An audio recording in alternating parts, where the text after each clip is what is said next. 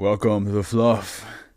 We are back with some more SCP reading, guys. Yes. Finally, streaming on time. We're streaming on time. My God. My God. The moment I saw something like pop up on my thing. I think somebody's like just liked my SCP notification on Twitter, and it says the Other Squad Network liked your tweet. And I don't know why. For a moment I thought it would say the R1's out, and I was like, there's no fucking way. There's just no way.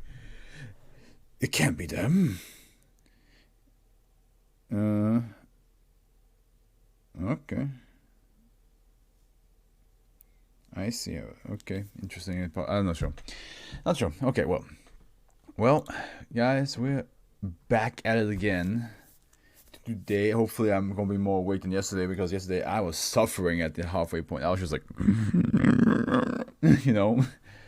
So, I think I'm gonna stop trying to guess what the SCP could be about, because I'm at the point after reaching 1,260 SCPs. It's very tough. It is very tough to be able to guess what they could potentially be. My brain is just dead out of ideas. Well, actually, that's not true. But after a while, there's yesterday we had grapes from Dawn Farm and Ranch. Bees are smaller than you think. Ancient Danny of the SCP and the Ancient Prophecy. I'm like, it could be anything. Paper People, that you can definitely guess easier what it is, but a lot of them other ones, it was very hard to guess. I also got the timer on correct this time. It's not, no, I didn't forget. Hello Jade, welcome to the Fluff. All right. How about we'll start lap and HMS Terrasias. Wait, isn't Terrasias? Isn't that a Greek character that was blind? Yeah, blind Thebans. Yes. See, I know my myth. I know my myth to a certain extent. But HMS, isn't HMS? Wait a minute. Wasn't that? Oh, that's a ship. What am I thinking of? I thought about there's this shop that England used to have. Henry, Henry, come here. Somebody redeemed Henry. Jade redeemed for Henry in the chat, so Henry has to be here now. All right, Henry's going to be on my lap for the next, goddamn, next 5 minutes. I can barely see anything. Okay, I might have to angle myself and Henry a little bit. Come on. There we go. Alright, Henry, you and I, we're going to read. Henry, can you please click the mouse button for me? Thank you. We're going to read this one together. I think this will probably be oh no, it's not. This seems very short. I'll use the mouse with my left hand, which is kind of weird. I think this is actually, I'm going to read this, and once I'm done with this, Henry, you can go back on the bed, but right behind me, not far away. So here we go. Euclid. Due to the nature of SCP-1260, full containment is impossible. Well, shit. but it's Euclid, okay, so it might not be dangerous. Also, Henry, you accidentally knocked my microphone down a little bit. It's okay. It's fine. At no point is exploration or testing permitted aboard SCP-1260. The waters around the vessel are to be under constant satellite surveillance. Any vessel attempting to navigate the waters within a 20-kilometer radius of SCP-1260 is to be diverted by Foundation personnel aboard the SCP-S Cassandra. I think we had SCP-S Cassandra in a different log. Maybe. I know what they have a couple ships. Should SCP-2467 come within 50 kilometers of SCP-1260, containment staff are to immediately begin emergency relocation procedure to prevent SCP-1260's assimilation. In the event that contact with SB-1260 is lost due to a containment breach or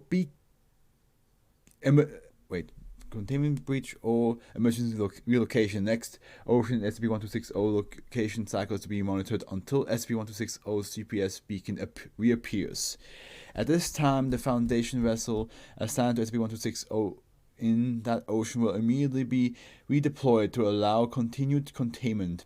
These vessels are the SCP Cassandra, SCPS Melampus, and the SCP Polidos for the Pacific, Indian, and Atlantic Oceans, respectively. I knew they had multiple ships. Because I was like, did Cassandra already show up one time? And I was like, yeah, but in that SCP log, it sank. So it cannot be the same ship. Or maybe it's like time-wise it happened afterwards. Who knows? SCP-1260, I'm just going to get this ready, it's an 18th century 42-gun Royal Navy 5th Rate frigate named the HMS how do you say that name? I know who he is in the Greek myth, but, well, if it's Greek myth, then it would be Tiresias.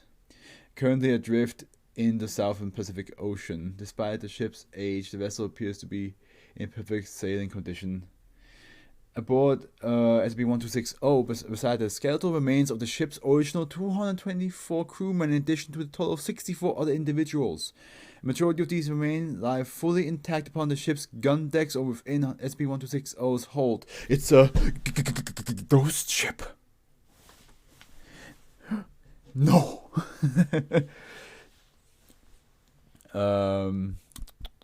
All clothing and equipment recovered from SB-1260 continue to function as normal despite age and environmental exposure.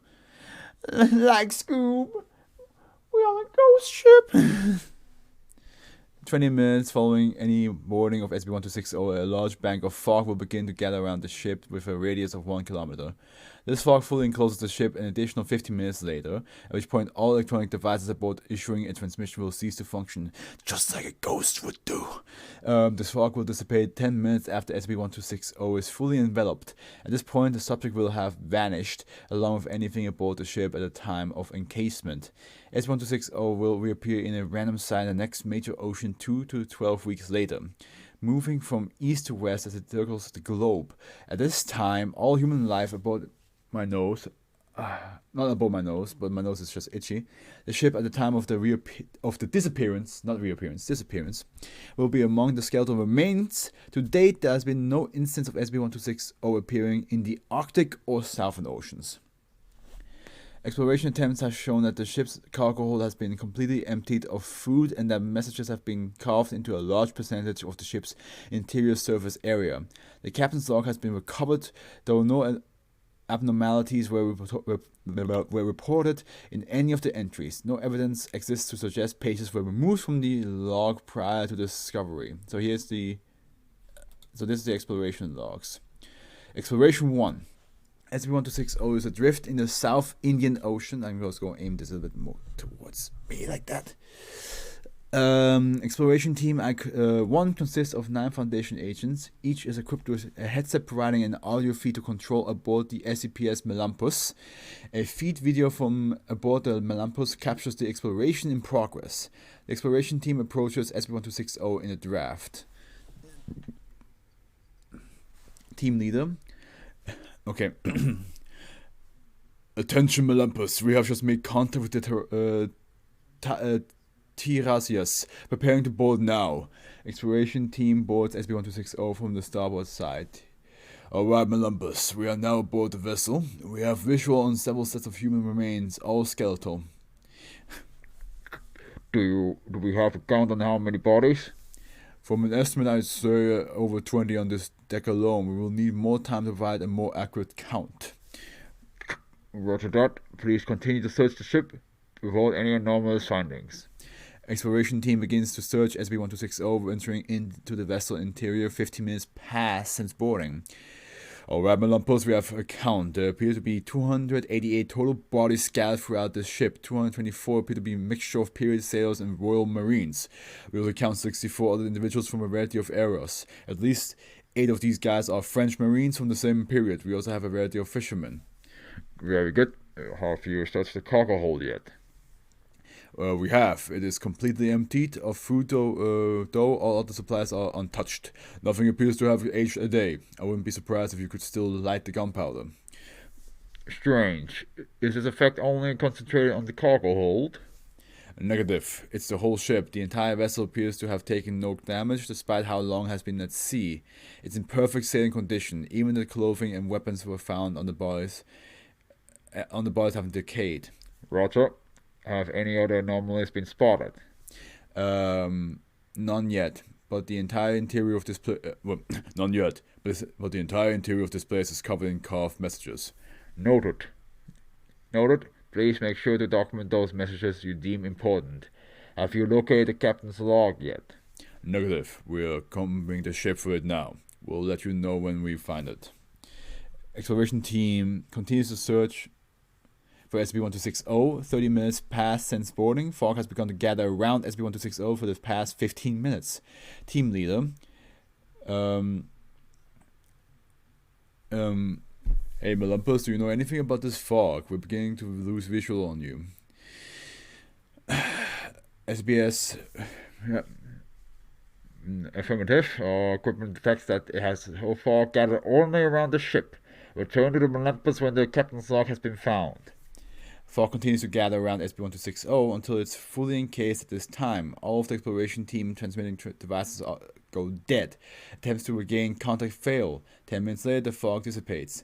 SCP-1260 has vanished. Exploration 2. SCP-1260 is adrift in the North Atlantic Exploration Team 2 consists of 6 Foundation agents. So the one we just had they're gone now. They've vanished. Just like a ghost ship, Henry. People have to see you. They have to see you. You have to show your beautiful face, Henry. You can't just hide. Okay, I'm going to hold my leg like this, and that should be enough for Henry to stay popped open. SCP-1260 is adrift in the North Atlantic Exploration Team 2 consists of a 6 Foundation agent. Each is equipped with a headset providing an audio feed to control aboard the SCPS Politos. A video feed from aboard the ship Politos captures the exploration in progress. The exploration team approaches SCP-1260 in a raft. A GPS tracker has been provided for attachment to SCP-1260's hold. Okay, I'll give it a different voice. Attention, Politos. We have just made contact with the SCP-1260. No signs of Team 1 are visible. Preparing to board now. And Politos has it's also a different ship, so I'll give it the...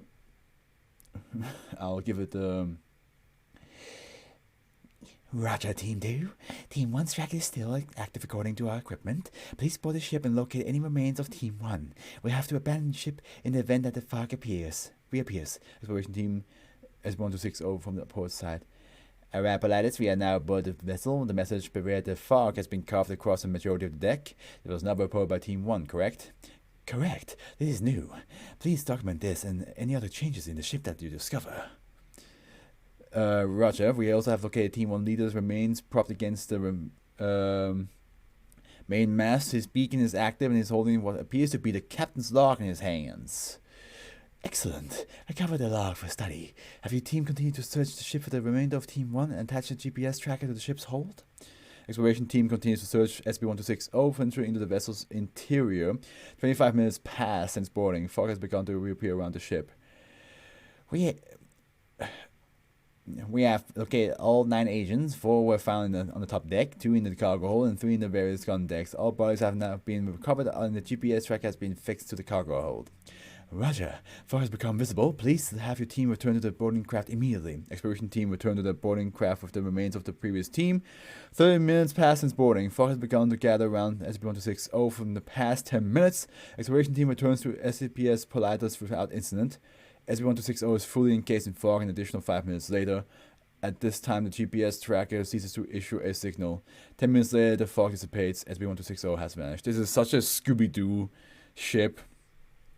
I love it. I love the fact that it's like a Scooby-Doo ship. But of course, there's also actual dead bodies on it. So that's the only non-Scooby-Doo part. Except if you talk about like Zombie Island, Witch's Ghost, Alien Invaders, and Cyber Chase. Then this would be pretty on brand.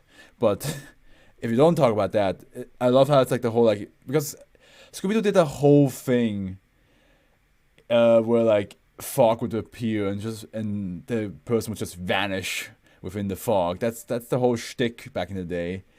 And I'm pretty sure they did that with the ghost ship as well. Like it's like, oh, there's fog, and then it's just gone. Oh wait, let me test something. If I do this, who is in the main picture? Is it Henry or me? It's us both. What if I do bigger head? Then who is it? Who is it? It's mostly Henry, but you know, he gets to have some screen time. Okay, addendum to Asian Bell log. The following was a quote written in the back of the captain's log by Asian Bell team leader exploration team 1. My leg is getting a little bit uncomfortable holding Henry like this, but we're almost done anyway. Okay. The following, the 6th, 28th, 2005. I'm writing this in the Yeet Henry. I will not do such a thing. I will not do such a thing as Yeet Henry. He has feelings just like you and I. I'm writing this in the event that we aren't able to provide a Yeeters delete. No! I'm going to use the voice I used to respond to you. I was like, he has feelings just like you and I. I'm writing this in the event that we aren't able to provide this debriefing in person. We found the damn thing stuffed in the pot in the crew's mess. We remained encased in far God knows how long before it dissipated. We were then spat out in different places, though I can't say where. The sea is black as ink. Our lights don't penetrate the surface, so we have no idea what the fuck lurks below. The sky is also pitch black, no stars or moon. The only light source available aside from our flashlight is a bright glow coming from the top of the main mast. Hammond climbed up there to take a look, but there was nothing there. For the time, I almost fell into Nuke's top 5, but there was nothing there. For the time being, we're going to explore the ship. Maybe we'll find something that gives us an idea of what we'll do next. The 6th, 21st, 2005. We heard whispers today. They were very soothing at first, but now they seem off. None of us can make out where they are coming from, but what they say to us is crystal clear. They call James by name. They ask him about his family. He attempted to respond, but never replied. We can see another light in the distance. The voices are coming from the direction. There's a breeze here, so many will try to. Maybe we'll try to sail. The 6/22nd, 2005. James is dead. Well, ain't that a fucking shame? That poor bastard started vomiting and began to wither away before our eyes. There was nothing we could do to help him. We didn't know what the fuck was going on. His body rotted away a few hours later, leaving only clothing and bones behind. The whispers have now started calling to Hammond. So this was happening to the people who are caught in the fog. By the way, am I hearing something?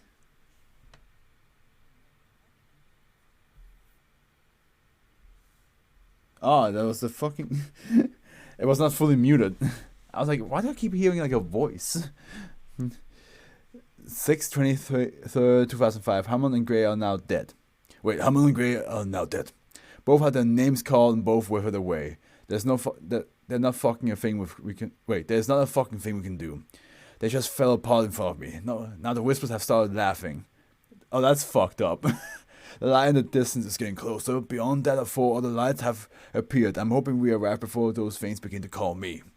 Imagine you hear a voice in the fog call your name and you die. And then your friend is there like, what the hell? And you just hear the voice just laugh. But there's no body or no like direction the voice coming from. You just hear a voice. Like what? You're in a fog and the voice just Avada Kedavra to you and you have no idea where it came from. And the voice is just like having a grand old time with you. Just wants to see you suffer. 6/24, 2005. We arrived at the light today. It was not a ship, some merchant frigate from the 20th century or something like that. We managed to board it. Skeletons, just like with the Tiresias. They were only skeletons. It was then the whispers became cackles and we saw at least another 10 lights begin to burn in the distance. They seem to come from every goddamn direction now. Even worse, the whispers have started to call my name. The rest of the team is staying away from me. I don't want to die. 6/25th, 2005. It's been like 5 days. Almost a week. They ask me about my daughter and my wife. They ask me if I miss them and if I'm strong enough to see them again. I've tried to respond, but they don't reply. I don't know what the fuck they want from me. I screamed at the fucking sky for hours. They never responded. I have personally flipped through the captain's log, but there's absolutely nothing here to indicate the captain or the crew had anything to do with this. The final log puts the crew on the mission to investigate private attacks in the East Indian Ocean with good conditions. It's always nice to know what you're looking for at all the answers. I have placed myself against the main mast with the log in my hands. I hope the Foundation learned something.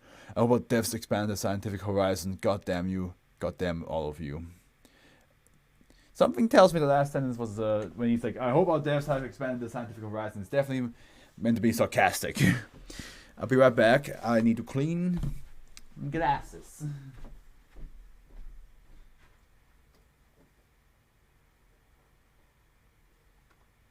And I'll also take this forward.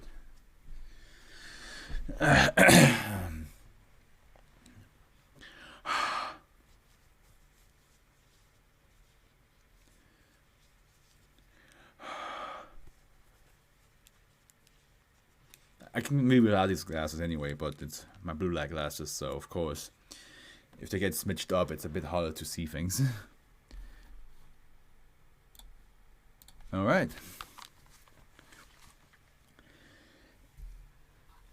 I wonder why it's called that though. Because I only know from the Tiresias that he's blind and a wanderer, but I don't know if anything in his story ever was connected to like things fading away, like falling up, like bodies falling apart or stuff like that. But yeah, no, that was a good start.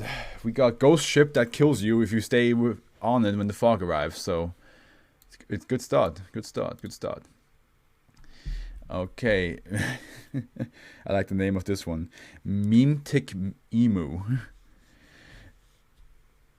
It must be the emus that the Australians lost the war against. That's what. What if it is? What if it's like? It's better. Like, is there any other place than Australia where emus reside? Because I imagine that's gonna be the case. Like, it's just.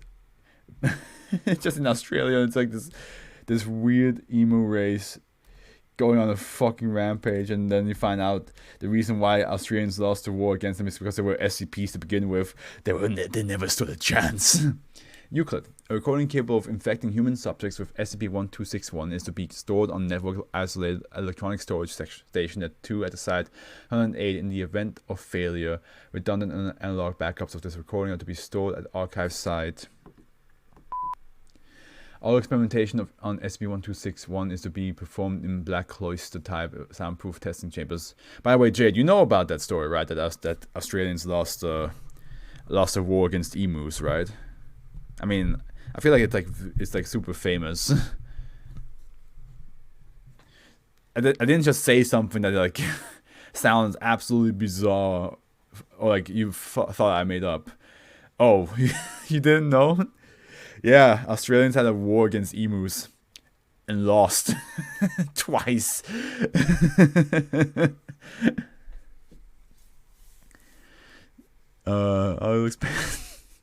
All experimentation on SCP-1261 is to be performed in black cloister type soundproof testing chambers. Following experimentation, human subjects affected by SCP-1261 are to be treated with Class A amnestics prior to release from the testing chamber. Foundation personnel not to interact with individuals affected by SCP-1261 without DC-grade hearing. DC-grade hearing impairment gear. Communication with affected subject is to be limited to electronic transcription, typed or written methods, and sign languages where applicable. SCP-1261 is a highly virulent type October meme-tick contagion.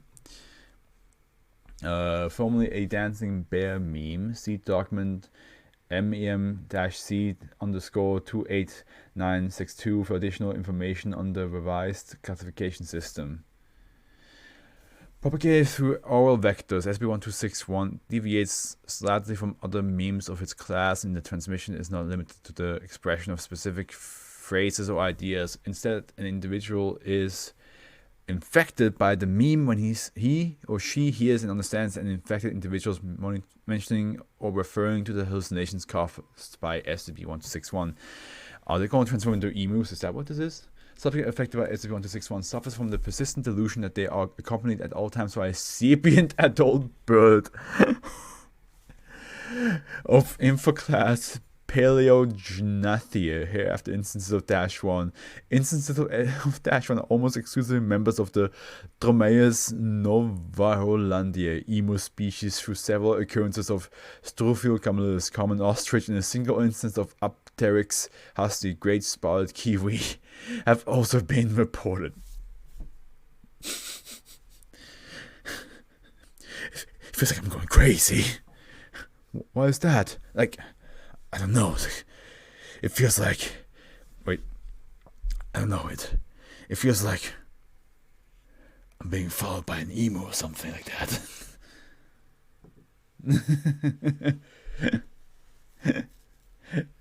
I feel like I'm going insane.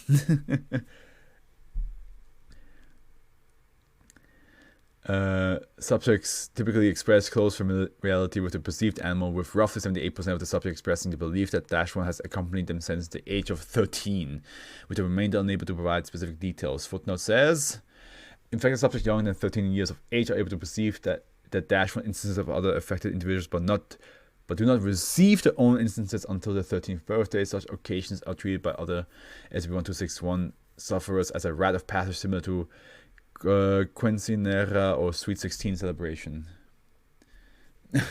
I want my own emu that follows me around. Please. Mom, can I have my own emu, please?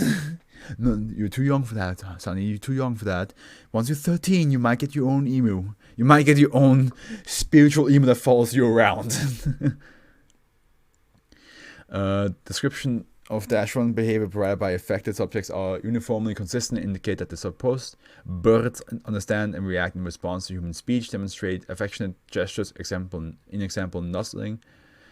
That's only an example, I don't know, but as an example, nuzzling towards the corresponding SCP-1261 subject, and behave in a manner similar to trained assistance animals. See, it's pretty dope. You see an emu or an ostrich and it just loves you. Come on. Ain't that nice? And there's absolutely nothing wrong with this. There's nothing that could potentially go wrong. There's no backside to this whatsoever. It's just emu or ostrich or giant spotted kiwi that loves you. Come on. Though all instances of -1 are visible to all individuals infected with SCP-1261, the creature rarely interact with one another or with other SCP-1261 carriers. -1 are also described as maintaining consistent age and health throughout the subject's infection. Reports suggest no anomalous behavior from -1 beyond their apparent intelligence and constant presence. Class A amnestics effectively neutralize SCP-1261 infection with retained Class D personnel showing no signs of spontaneous relapse through 18 months of observation. Subject treated in this way exhibits no lasting side effect, save for an increased fondness of birds over other animals, especially as pets. Hey son, we got you the dog that you wanted. I want an ostrich. What? But you'll be bothering us for a dog for the past 2 years. Yeah, but I kind of feel like an ostrich would be cooler. If not ostrich, maybe we can get like, I don't know, like a cockatoo, a couple of ravens. Where did this come from? Addendum 1. On the 8th, 14th, 2001, Foundation operatives intercepted reports of a GOZ raid on a settlement. My feet are fucking freezing. They're so cold. Okay, back to what I was saying. Excuse me. Foundation operatives settlement in Peru. Invested with Harvey Green's details in GOC reconnaissance reports suggest wide-scale SB-1261 exposure among the populace, which was corroborated by after-action reports from the GOC raid. MTF Beta 2 glass houses were dispatched to investigate the remains of the settlement following the raid. Forensic analysis of the site suggests that 300 to 500 individuals had resided in the village, all of them infected with SB-1261. Irregularities in and around the settlement include feeding troves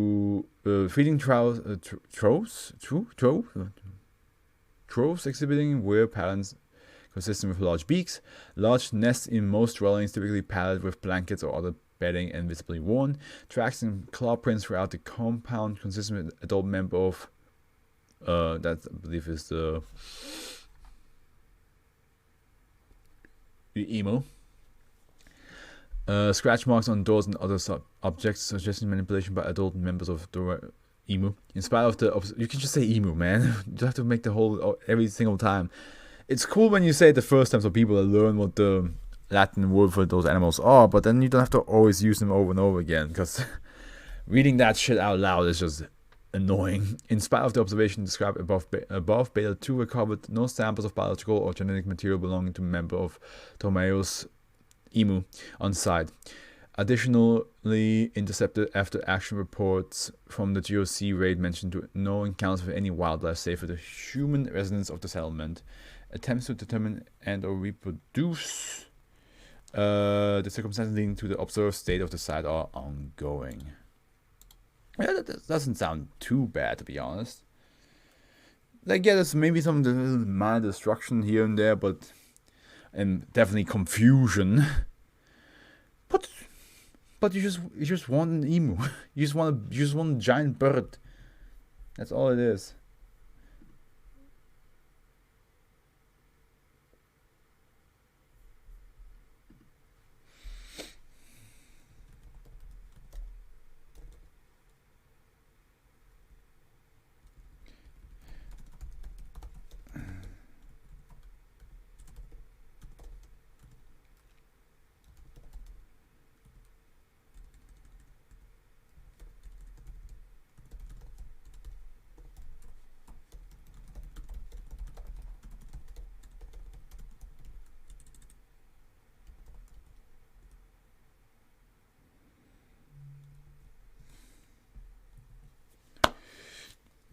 All right.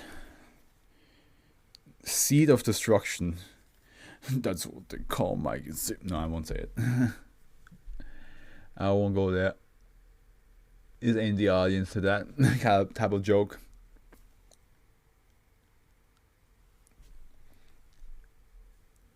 Let's go on. Keto. Oh, well. It is keto. I mean, yeah, with the name Seed of Destruction, it would be kind of ironic if it was called Safe. If it was class Safe. Oh my god, this SB is called Seed of Destruction. It must be bad. It must be dangerous. Can you contain it? Oh yeah, it's safe. So what? Yeah, it's no biggie. No problem. Come on. Who do you think we are? Wimps? SB-1262 is to be kept in an indefinite dormant state at storage area 33 inside a cube of dry ice measuring 3 meter cubed at 205 Kelvin, minus 68 degrees Celsius. The cube is to be suspended inside silo 4. 2 industrial strength dehumidifiers will run continuously to sustain a dry environment within silo 4. Neutron emitters will bathe the inside with radiation at all times to deter unwanted organics.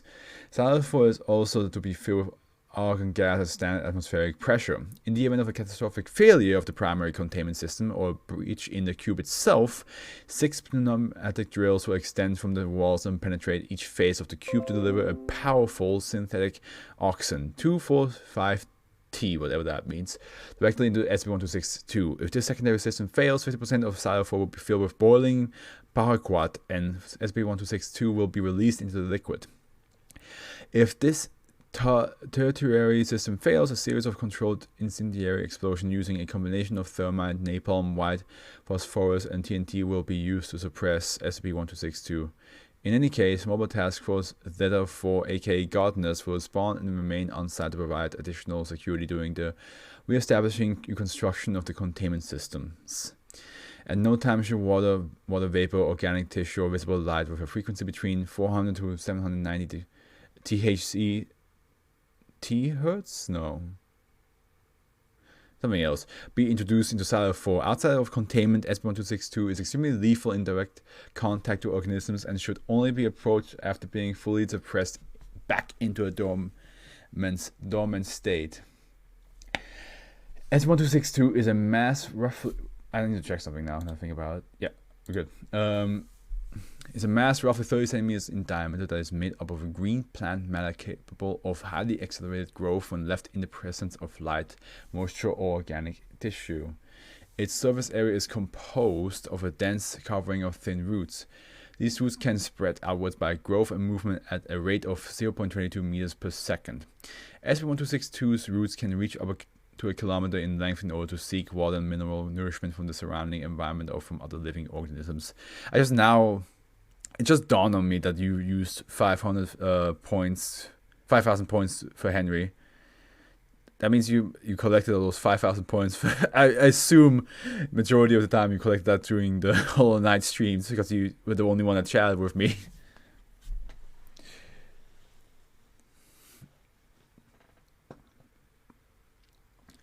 SB1262 has a rapid regenerative ability which makes it difficult to eradicate. SB1262 is also an innate resistance to most types of radiation, extreme temperatures, and extreme pressures. However, extreme temperature greater than... Is that supposed to be greater than... Yeah, greater than 1470 Kelvin or smaller than 213 Kelvin, or large amounts of aggressive herbicides seem to be the most effective suppression methods. Currently, there is no known method to fully exterminate SB1262. If left unchecked, SB1262 will grow to form complex structures. These structures are supported by hardened cellulose fiber and lignin wax plating formed in hexagonal patterns. These structures also include defensive, offensive biological mechanisms that range anywhere from pneumatically discharged calcium carbonate flechettes to hallucinogenic fume-releasing parts. Wow, it literally creates weapons of mass destruction then.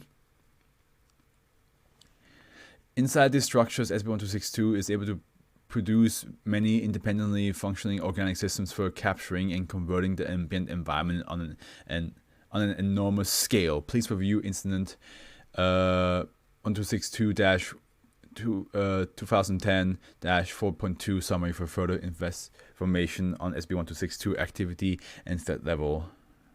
Which there's a footnote. All information on SB1262 is based on observation in the field and the surviving witnesses' account. During the Iceland incident, future research is planned when safer containment procedures can be developed. A timeline summary of incident. Yeah, that number again. 4/12/2010. Doctor. Actually, if you don't mind, it's just a doctor. It doesn't matter who am I talking to? Oh, yes, you. I'm sorry. Epic rap battle of history just popped in my head. A prominent volcanologist and his assistant were collecting samples on the Eyjafjallajökull ice cap in Iceland when they inadvertently unearthed SB1262 from the dense ice. Doctor... See, this is what I'm saying, though. This is exactly the reason why I'm saying when you see something in fucking ice,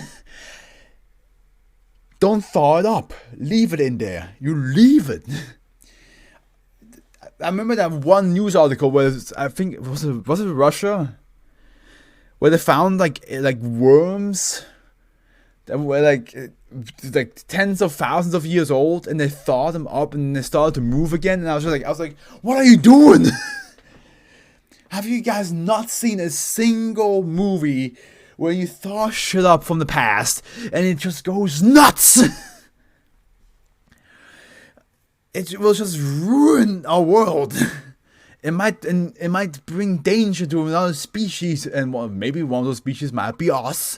It might be a species that we deeply care for. I'm just saying, it might also be plants that could be in danger if you thaw up shit like that. Stop. Scientists of this world, stop doing that shit. I understand you want to research. You're like, oh, I'm curious what this could be. Stop. Just stop. Just don't do that. You might fuck us all over one day. I swear to God. As the assistant came into physical contact with SB-1262, he was quickly engulfed and absorbed by aggressive overgrowth, resulting in death within seconds. See, this could be happening to us if we're not careful enough. Dr. escaped back to his vehicle and reported to the local authorities. Local law enforcement arrived hours later to find a thick tree-like structure growing.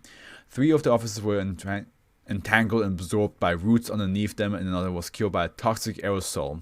The only surviving individual did not report the incident, but fled the country instead, where he was later detained overseas. He was like, I mean, to be fair, if I was him going around trying to tell people a giant tree ate my friends that came out of the ice, I don't think a lot of people would believe. I mean, Henry would believe me, but I don't think a lot of people would believe me. I'd rather also just run as far away as possible from that said tree and just be like, I hope somebody solves it. Ain't gonna be me. Ghostbusters are unreal in this world, and then you find out like the SB Foundation exists, so technically Ghostbusters do exist. SB-1262 grew substantially and virtually unnoticed for the next 12 hours. 12 hours is a long time for this SB to be alone. It probably feasted quite a lot. 4/13, 2010. By 4 a.m., SB-1262 had grown into a hardened cellulose-based structure covering almost 20,000 meters squared, with 3 prominent towers, each roughly 100 meters tall. At the base, a collection of gases bladders, each inflating and deflating independently, were scattered around the center mass, along with thick roots that penetrated deep into the ice. The structure was processing ambient air and other nutrients into heated carbon monoxide, which was being exhaled out of the structure's towers as thick clouds. 2 nearby towns evacuated after 50 people died from inhalation. By 12:30 p.m., 2 more towers had sprouted, and the entire structure had increased in size by 160%. The SB Foundation was then notified, and a perimeter media blackout was established to protect civilians. Mobile Task Force Sigma 9, aka Valkyries, was called in with level 5 clearance to lay down suppressing fire around SB-1262 using air-to-ground bunker buster with warheads. You need warheads? Jesus.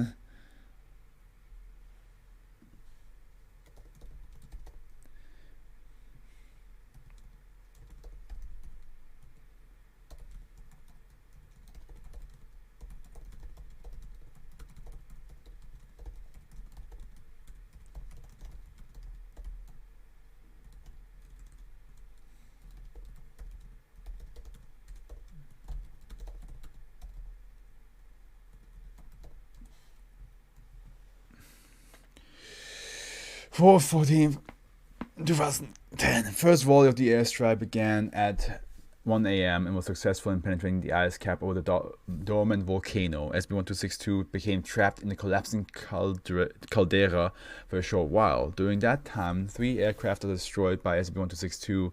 A second volley was aimed directly at the center mass of the structure. The subsequent explosions were able to destabilize the volcano underneath to the point of triggering a violent eruption as planned.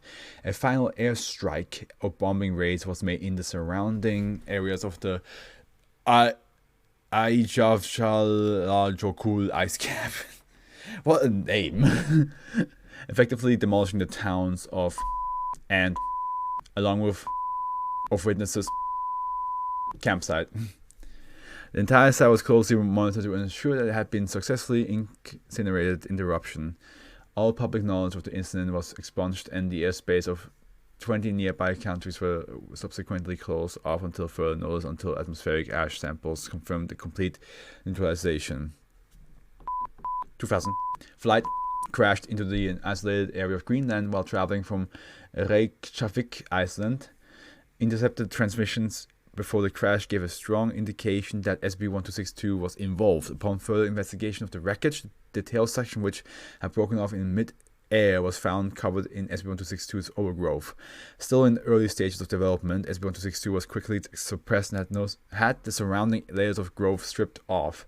SB1262 was then taken directly to Area 33 for indefinite storage. Crazy. The seed of destruction is...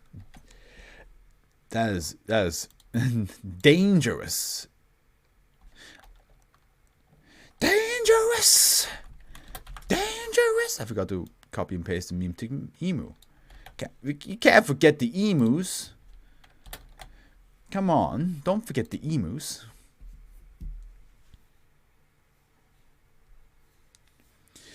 Talking Heads. Well, I know the band Talking Heads. We're on the road to nowhere. Hey! You know? There's a city in my mind. Come along and take a ride. It's alright. Maybe it's alright. Yeah, so I know that one. But this might not be that. I don't think that's the band. I think it's literal Talking Heads. You just casually walk and you think it's a prop, and next thing he just opens the mouth and is like, "Hey, you got a cigarette?" And you're like, "What the fuck?"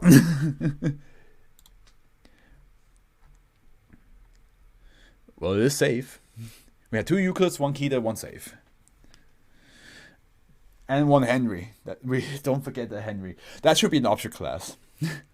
It should be the safe, Euclid, Keter, Thaumiel, Henry.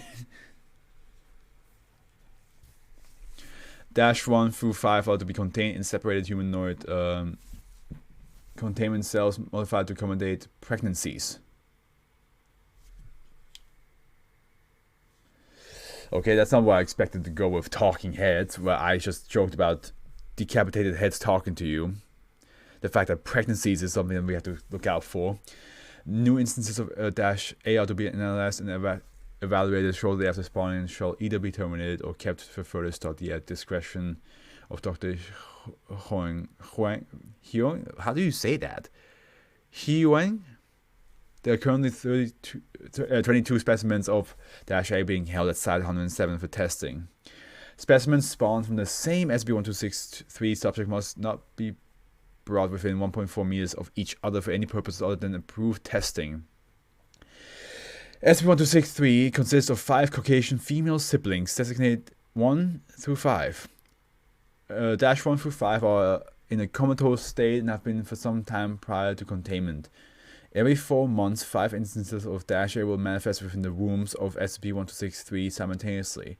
The gestation period for -A lasts 3 months, with a 1 month pause before the cycle begins again. Okay. Instances of -A appear to be disembodied human heads of variable race and gender.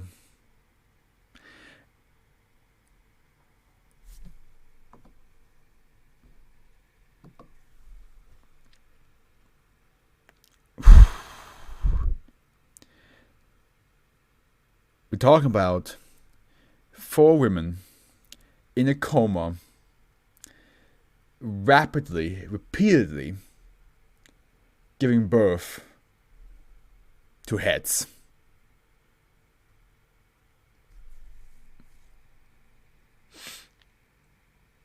I know it's the object class is safe, but the imagery is pretty fucked up.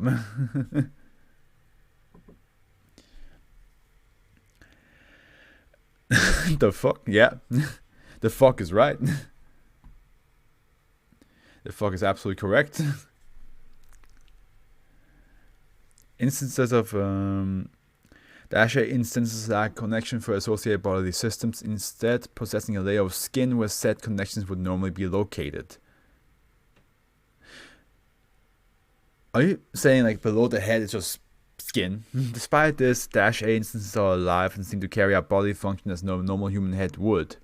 -A instances lack any kind of structure for transferring blood from and to placenta of SB1263. Tests have shown near constant brain activity in -A specimens. DNA tests on -A have been inconclusive. -A inconsistently emit rapid distress vocalization. Vocalization from -A instances are audible from the womb 1 week before spawning. These vocalizations are largely unintelligible when at least 5 instances of -A spawn from the same member of SB1263 are brought into a minimum proximity of 1.4 meters near each other. The vocalization will begin to synchronize and will eventually become fully coherent. -A will not engage in this behavior with instances spawned from different members of SB1263. The nature and language of the synchronized vocalization vary depending on SB1263-A's corresponding SB1263 member. Okay, here we go. -AA spawned by -1 reside audio being transmitted on the nearest 99.3 MHz frequency in real time in Portuguese.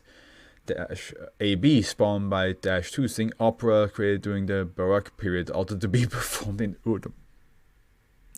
So not only are we talking about comatose women repeatedly giving birth to decapitated heads that have skin coming off from below the head, but they can also talk and sing.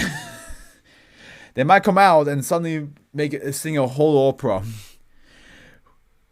One of them might just come out and just go, oh, you don't know. Like, oops, wrong button.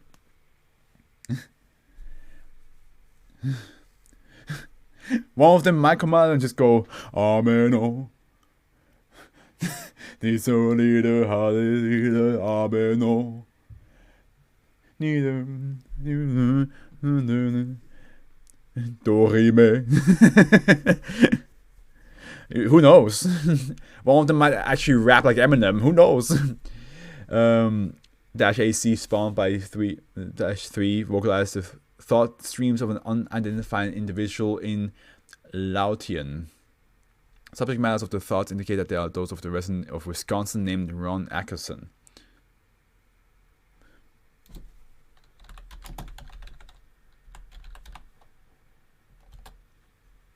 Okay, no, for some reason I thought that was a name I knew. Like, I was like, wait a minute. But it's just a random ass name together. Okay. -AD spawned by -4 tells.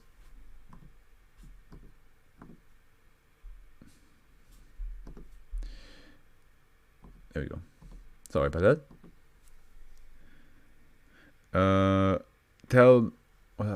Spawned by -4 tell what are believed to be meteorological forecasts from an unidentified extrasolar planet in Swahili. And then -AE, which has also a footnote that says down here, notably other -A instances have displayed extreme anxiety when in the presence of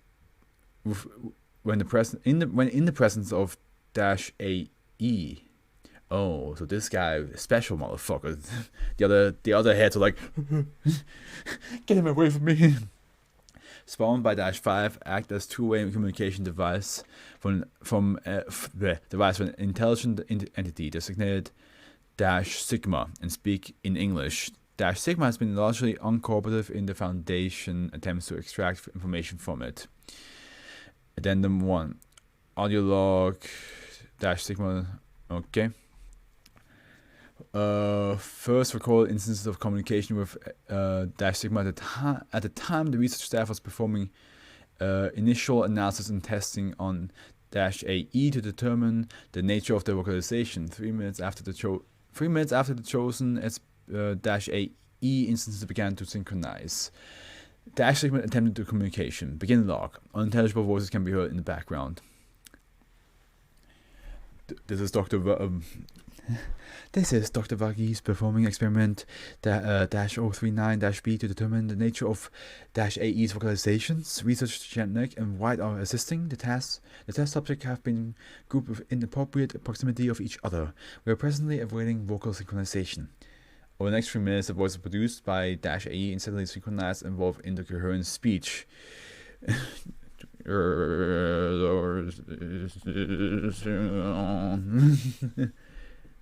There's silence for 5 seconds before Dr. Vaghi's responds.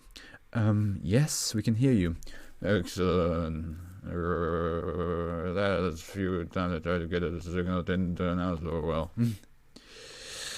Please state your name. Jimmy. I don't know why that made me laugh. Like the fact I was doing that fucking voice and just Jimmy. Just not anything, not any other special like alien name. It's just Jimmy.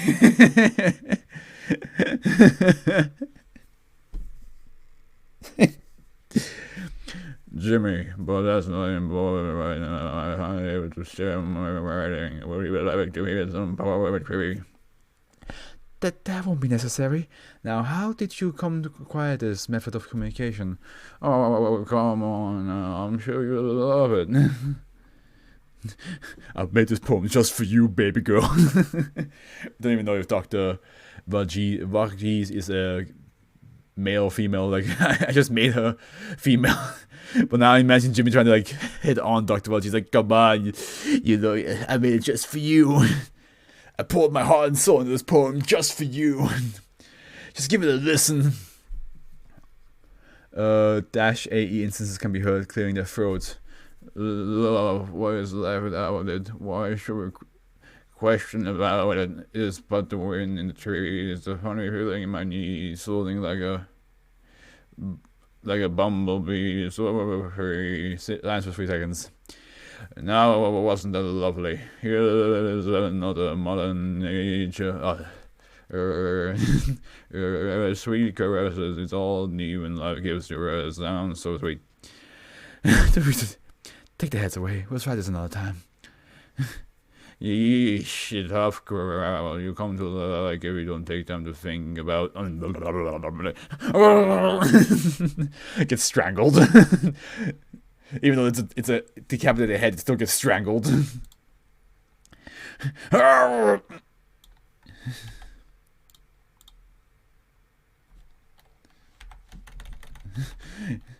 on, you're gonna love my poems. I'm an artist.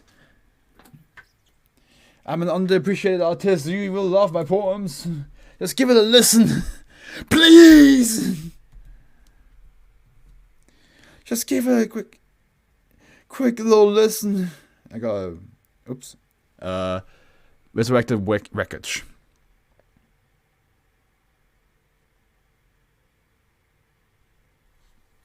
Wait a minute.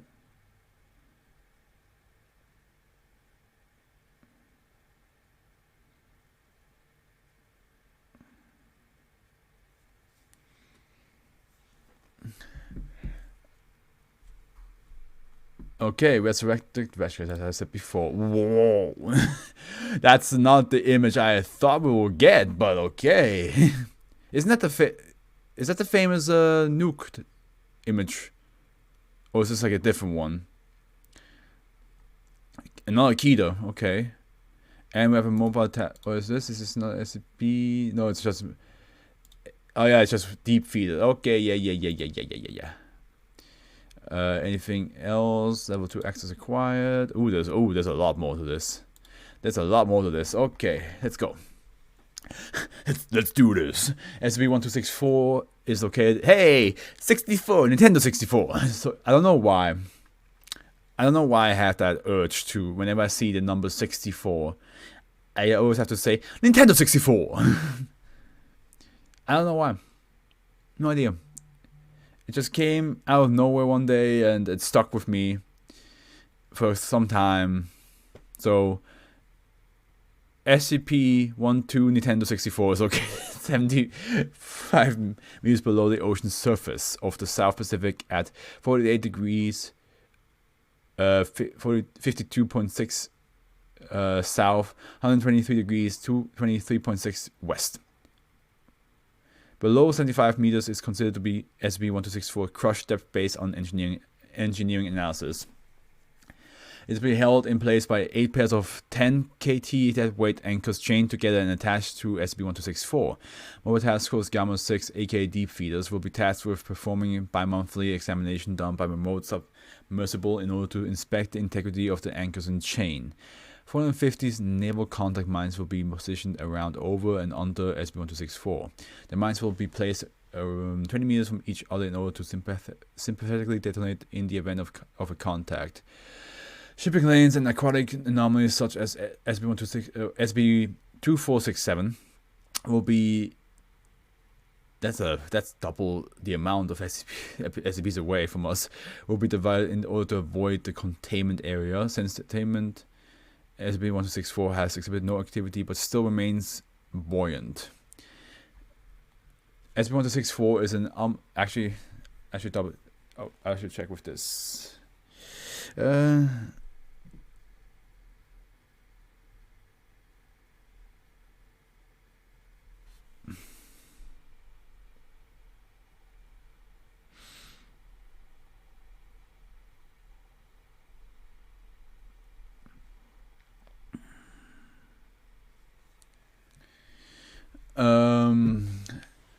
Yeah, it's an amalgamation of once derelict warships and various pieces of flotsam, jetsam that have been adhered together by organic secretion. The main body of SB1264 is made of 5 WW2 era warships that were used as target ships as part of the Operating Crossroads atomic bomb test. Performed at the Bikini Atoll in 1946. The following ships that make up SB1264 were confirmed to have sunk after tests. USS Saratoga, CV-3, Lexington-class aircraft carrier Nakato class dreadnought, Prince Eugene, Admiral Hipper-class heavy cruiser, USS Lamson, DD-367, Mahan-class destroyer, USS Abagon, SS-308, Balboa-class submarine, various sections of a yacht oiler, YO-160. So reports of the wreckage performed at the Bikini Atoll in 1954 showed a number of sunk ships missing from the lagoon. In response, the U.S. Navy built and sunk several dummy ships in their place in order to cover up any evidence of the missing original ships. The U.S. government then initiated Operation Castle under the guise of nuclear testing, but was actually intended for the purpose of creating sufficient nuclear fallout to make the Bikini Atoll area uninhabitable. SB1264 was first documented on Jan 30th, 1959, 56 kilometers south of Cape Farewell, Greenland, when it engaged and sunk the MS Hans et Hof during its maiden voyage. SB1264 shows only moderate corrosion and damage in contradiction of U.S. Navy records on the individual ships. The centerpiece of SB1264 is the aircraft carrier with several larger jib cranes attached to its deck. The other ships are fastened to the sides of the centerpiece by means of hardened secretions. All of the ships are missing the superstructure or conning towers. Other flotsam and jetsam has been attached to fill in empty spaces between the ships, and roughly makes up 12% of the SB1264 total mass. SB1264 is armed with various pieces of artillery, torpedoes, AA guns, and depth charges. However, only several pieces of artillery have ever seen in use, which indicates that either the remaining are non-operational or there are insufficient resources to operate them. SB1264 spends most of its time underwater as a submersible above the water. SB1264 is capable of speeds up to 31 knots. SB1264 is maintained by a crew that has been designated -A, each fit inside a U.S. Navy standard rubber diving dress and are equipped with a Mark 5 diving helmet and weighted boots. -A are headless humanoid entities closely related to sea cucumbers. See autopsy report. -A are also connected by a flexible arterial cord roughly 90 meters long that is in turn connected to SB1264's interior. There's a lot of connecting happening, a lot of things being connected. -A displays a deep understanding of SB1264's mechanical and electrical system. -A habitually performs repairs and maintains what is available within the designation areas. -A are characteristically slow, obstinate, and exhibit no real intelligence of their own. -A also secrete a strong adhesive through their gloves that act as a waterproof sealant, binder, filler, and cement in order to maintain the structural integrity and buoyancy of SB1264. They want to keep that shit floating. All of SB1264 steerage and weapon systems are operated by -A. In turn, -A is commanded by a single entity designated -1. -1's appearance is unknown, and the only physical evidence for -1 existence are the arterial cords. that connect Dash A to the ship's interior. These cords are aligned with strands of neural tissue that do not originate from Dash A. This indicates that Dash A is directly connected to a separate biological entity, or that Dash 1 is actually the collective consciousness of Dash A. Dash 1 has proven, hey, nice, enjoy your cereal.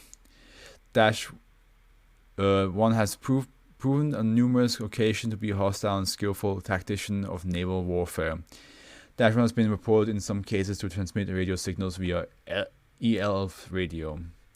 To date, Dash 1 has engaged civilian and military vessels and has sunk of them, though Dash 1 has shown a You haven't eaten cereal in three years? Damn. I'm bad at that point. Like, I eat cereals almost like too often. I eat cereals too often. I have grown away from like the more unhealthy cereal. I still like eating Cinnamon Toast Crunch and some of the like some other stuff like that. But like, I'm definitely much more of like a muesli guy now. Like, I like the granola stuff more now than like either granola or like oats and all that stuff. Like, I prefer that more nowadays than the usual muesli, but I still eat muesli. Oh, well, cereal. I still eat cereal and stuff like that. But yeah, we never like as kids got cereal, so I never eat it. But I love the Tresor. Yeah. I love the Tresor ones. Yeah, I know those. Like, I'm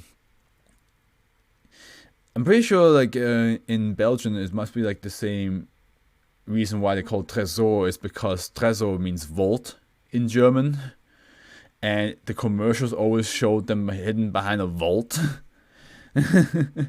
Which also makes sense because the chocolate is like packed in this like what would we call it? Like, I'm not sure what the material is called that the chocolate's packed in, which is also is like, you know, like a metaphor for a vault, like packed away and stuff like that. So yeah.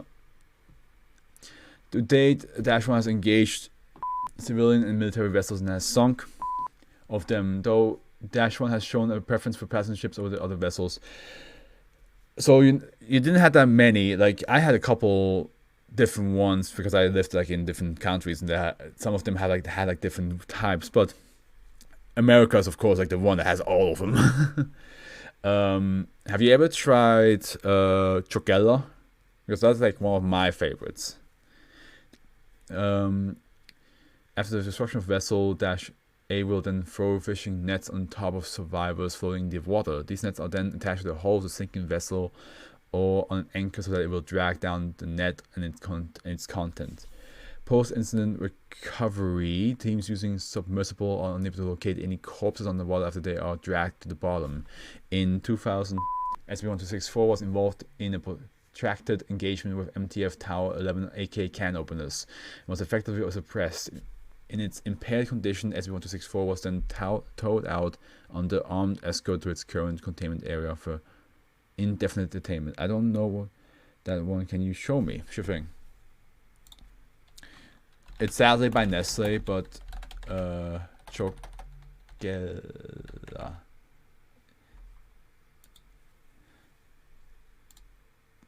I don't get them too often anyway. Like, the only place that I can get them is in France, and my mom occasionally goes to France to like to buy them. Like, she like goes like once like every like 3 months. She goes to France to buy food, and so she would bring me one or two packs of these. They're basically like toast shaped cereal with hazelnut. Treasures are lesser too, but we almost never buy them. Yeah. I didn't know. Wait, what? Did Cookie Crisp take over Chocella Toast? What? That's interesting. Like, I had Cookie Crisp as well. Like I had that too. I haven't had these ones in years though. Why do bad companies have good cereal? Yeah, I know, right? I mean, Nestle in general has a lot of delicious shit. Like, they have like, you know, Kit Kat and all that stuff, and like you just they're like, man, I love it, but I hate the company. And my mom is especially, she's all about like, not giving bad companies any like she hates Amazon, she hates Nestle, she doesn't want to give them any support, she doesn't want to give them any of her money. But it's so annoying that like with Amazon I can be like, oh, I don't need Amazon. Like I can order from a different place that's not Amazon related. But Nestle, I'm just like, that is almost impossible to avoid. Because even if you avoid specifically like Nestle cereal or Nestle snacks, you might buy something that is bought by Nestle, which means that belongs to them, and they're like, oh shit.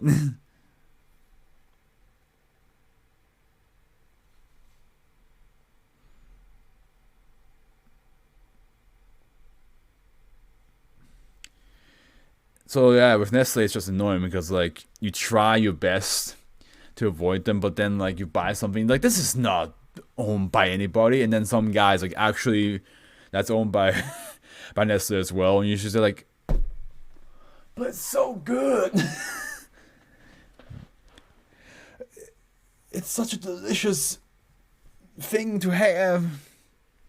We have off-brand. Yeah, that's the thing. Then my mom will then try to find like off-brand version of the same cereal, and then I'm just here like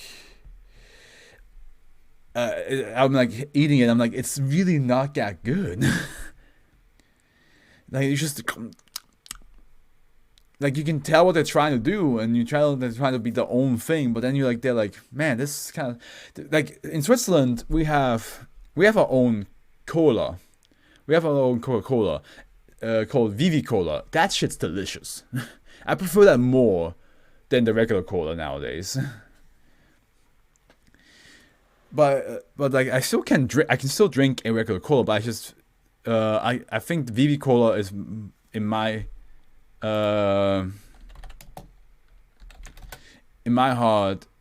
I prefer it more. Where is it? Yeah, look at that. You always get it in glass bottles, not plastic or cans. We drink off-brand Aldi Cola. Man, I went off tangent. That's what I did.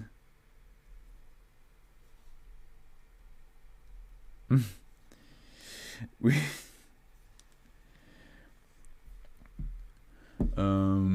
okay. This was access granted.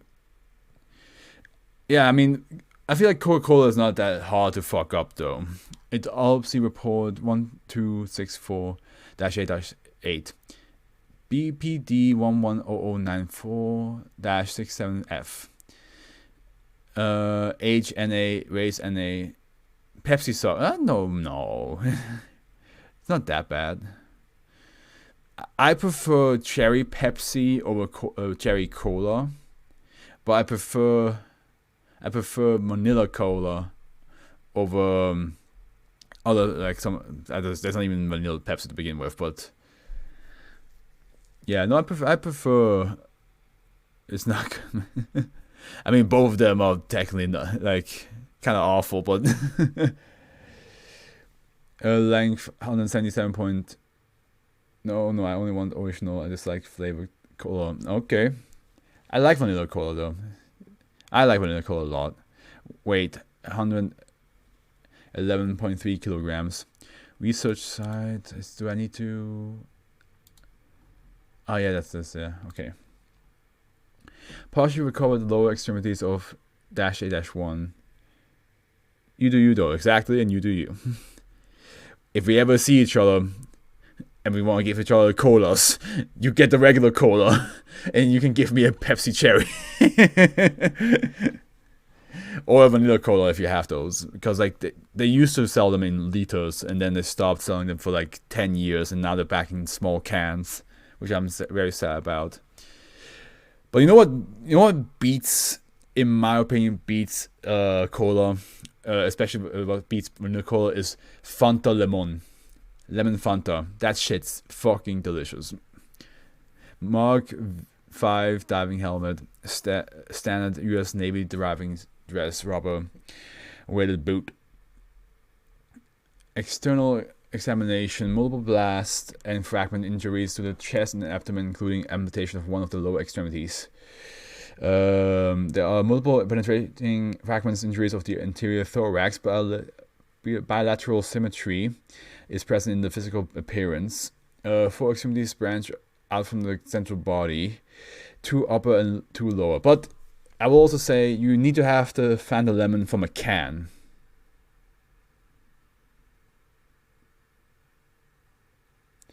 Like, you have to drink the Fanta Lemon from a can, not from a plastic bottle. The plastic bottle ruins the taste, in my opinion.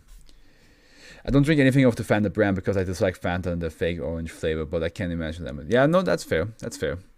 Did you ever mix Sprite and Cola together? And because I did that as a kid when I went to a hotel and had like the dispensers, I would just put like a lot of cola and then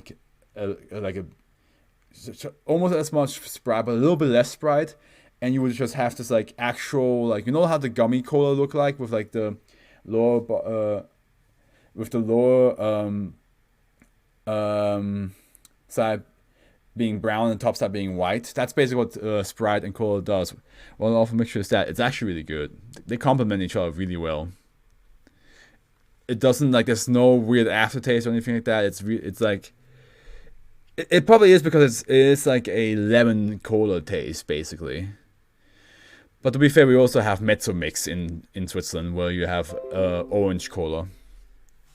So I'm probably a bit more keen on mixing things. This allows the subject to operate inside the suit by taking on a nearly humanoid form. Injured by explosive munitions. Skin and membranous epidermis and dermis are both present. A thin layer of calcified structure lies below the dermis and is made of isolated microscopic ossicles joined by connective tissue. Head and neck. Head is totally absent. Mark 5 diving helmet is only filled with sea water and detritus. The open neck actually serves as the anus, expelling waste into the helmet. Skeletal system and endoskeleton made of reinforced calcareous rods, plates, and bulbs provide upright support to the body and extremities. These structures are not true bones, as the lac, marrow, nerves, endosperm, and periosteum structures are held tightly in place by the surrounding radial muscles. My brother used to do challenges with friends as a kid, and he did this: when you eat a banana and then drink Sprite, it makes you puke. I don't know, but it always happens. I don't know if that's a thing that happened with me, or if I ever had a sensation of eating banana and Sprite at the same time. So I don't know if that's like actually a thing that's like would make me puke. So, circulatory system, hundreds of miniature ampullae, in the night, are present within the muscle tissue that pump the coulommic fluid. Phagocytic colomocytes, somewhat similar in function to the white blood cells of vertebrates, are formed within the it's a thing apparently within the humeral vessels and travel throughout the body cavity via coulommic fluid. These words. The coulommocytes also seem to be responsible for carrying the hemoglobin. Respiratory and digestive system. Oxygenated and deoxygenated coulommic fluid is circulated via the arterial cord protruding from the dorsal side. This cord is the body lifeline for both oxygen and nutrition, similar to the fetus connected to the monitor's placenta. Body cavity lacks gills and stomach. The cord directly branches off into the intestines and major vessels once inside the body. Nervous system. Brain is completely absent.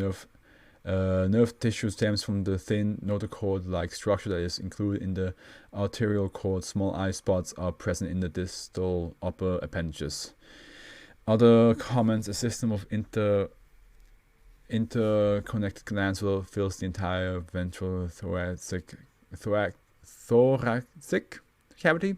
These glands are responsible for secreting the specialized adhesive secretion, are then pumped through the upper extremities and out the distal orifices. Other lab procedures: toxicology, photography, X-ray, microscopic examination, disposition of evidence, toxicologists for vitreous fluids, lead investigated clothing, equipment, morgue, custodian body, note items not specifically stored in the lab 62 vault or to be incinerated, Dr. W.H.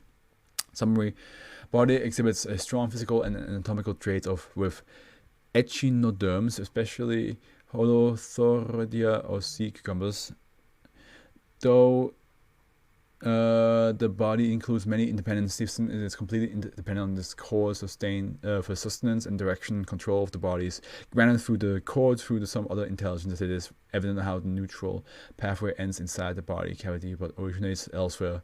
The body should be considered as a physical extension of this intelligence. This entity must be made of the same anatomical characteristics as -A1 in order to utilize and manipulate these extensions. This entity is in fact a singular consciousness, would have to be extremely adept to handling an enormous... Sorry. For anybody on YouTube that doesn't know what happened, the part in the song that with the drum drop happened. This entity, if it is in fact a singular consciousness, would have to be extremely adept. You know which part in the air tonight? The that what happened. And this entity, if it is in fact a single consciousness, would have to be extremely adept to handling an enormous amount of input and output signals simultaneously in order to manage all of -A. Error, file not found. Admin command content moved to secure server. Okay, wait.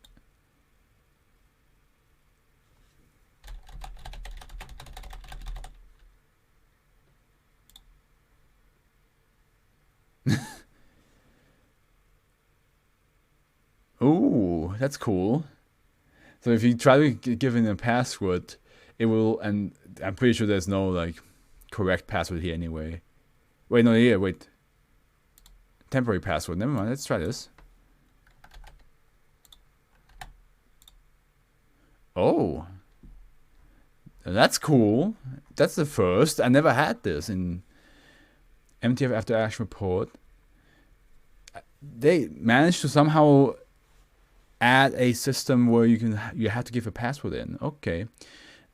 Verifying password, verify clearance. Like usually you just click and it just be like, oh, if you want to see what this file, you click here and you just do that. You never had to actually give a password in before.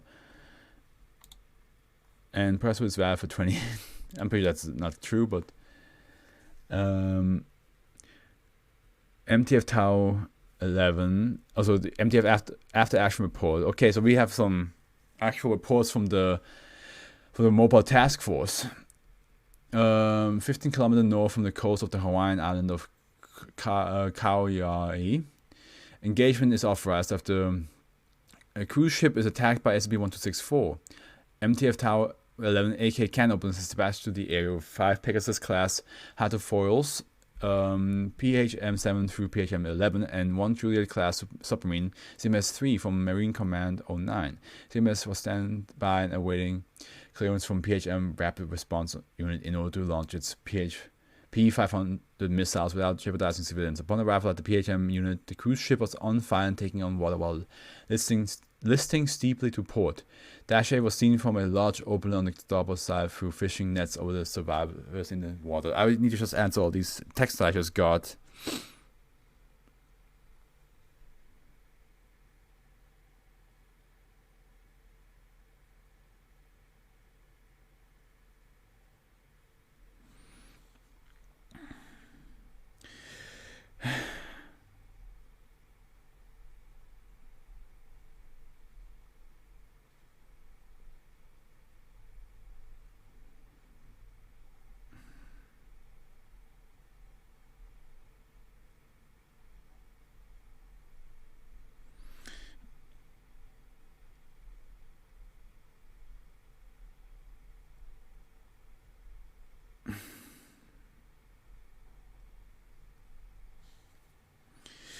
Let me just answer this as well.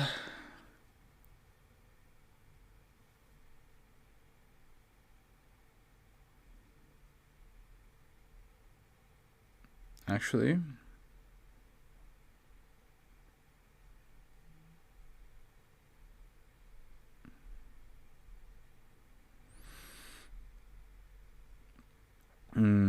answer her. Yeah, I'll say.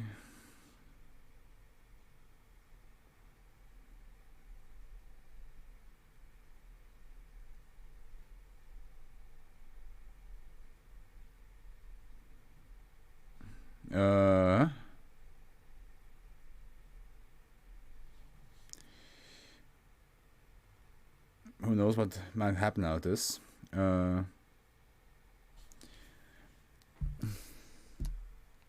Okay. Oh yeah, I should also answer that. Oh my god, so many things to answer.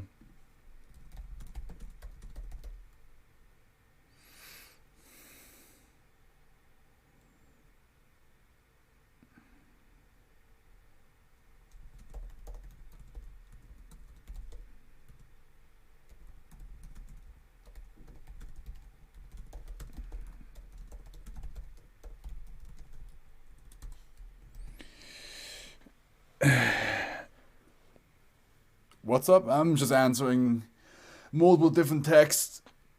I don't know. I don't like receiving a text and not answering like as soon as possible, especially if it's something important. And if I know the text is there, it would be mean to just be like, oh, that's an important message. Let me just finish reading first before I. MTF Tower 11 PHM unit made contact with SB1264 while SB1264A attempted to ensnare the survivors. PHM and PH7 and PHM9 then broke formation to engage -A directly using the 76mm guns. -A was quickly suppressed as PHM7 and PHM9 fired along SB1264 starboard hull. Can you imagine you're on a ship? Just on a ship, just casually floating by. You're like, this is a nice weather we have today, isn't it? And next thing you know, some creature just pops out of the water. And it's just something else, like some bullets come out of the water, and you're like, what the hell's happening? And that creature's just there like... You'll be like... I just want to have a nice, enjoyable cruise ship. Like what? Oh, by the way, guys, what do you think of my new shirt? Yeah. I forgot to show that off before I started the stream. Or well, before I started reading, I mean.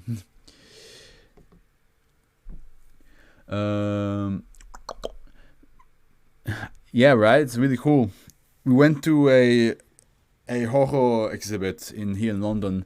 It wasn't really about the genre horror. It was more the culture it created, like the creative, rebellious people.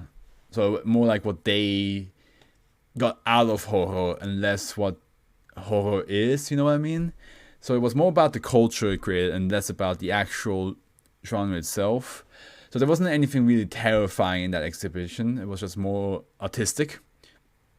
And but then in the shop I saw this and I was like, I gotta have it. It's a tarot card, the Lovers. It looks cool. I'm also gonna tell my mom that you like it, so that she's aware that people are indeed down with the shirt. S1264 port side turret all turn 90 degrees to the wait a minute, did I read the fired the harpoon missiles directly into the stern of SB1264 from the distance of 750 meters away. SB1264 was hit and took damage to 2 of its rudders. SB1264 port side turrets all turn 90 degrees to the 9 o'clock position just before. SB1264 rapidly dove into the water. After... Dang, Mom knows about me? No, she doesn't. Oh, do you want her to know about you? Like, I don't really talk about who all the people are that watch my stream. I just say people do watch my stream. Afterwards, underwater explosions and floating debris were seen traveling off to the west. PHM7 and PHM9 investigate. Well, I mean, to be fair, little Valkyrie did, before she became a friend, she was a stream watch many years ago when I played Smite. But I don't think I ever told my mom about little Valkyrie, to be honest. I told her about Quincy and Nugget, but Little Gaullus and Little Nugget, basically. But, well, I mean, it's less about, like, talking about my streams and more just, like, she asks me if what I'm doing on them, and then, like, you can tell that she is definitely judging it. Because it's definitely not something that she wants me to do. Like, she's accepting that I want to do it, but it's like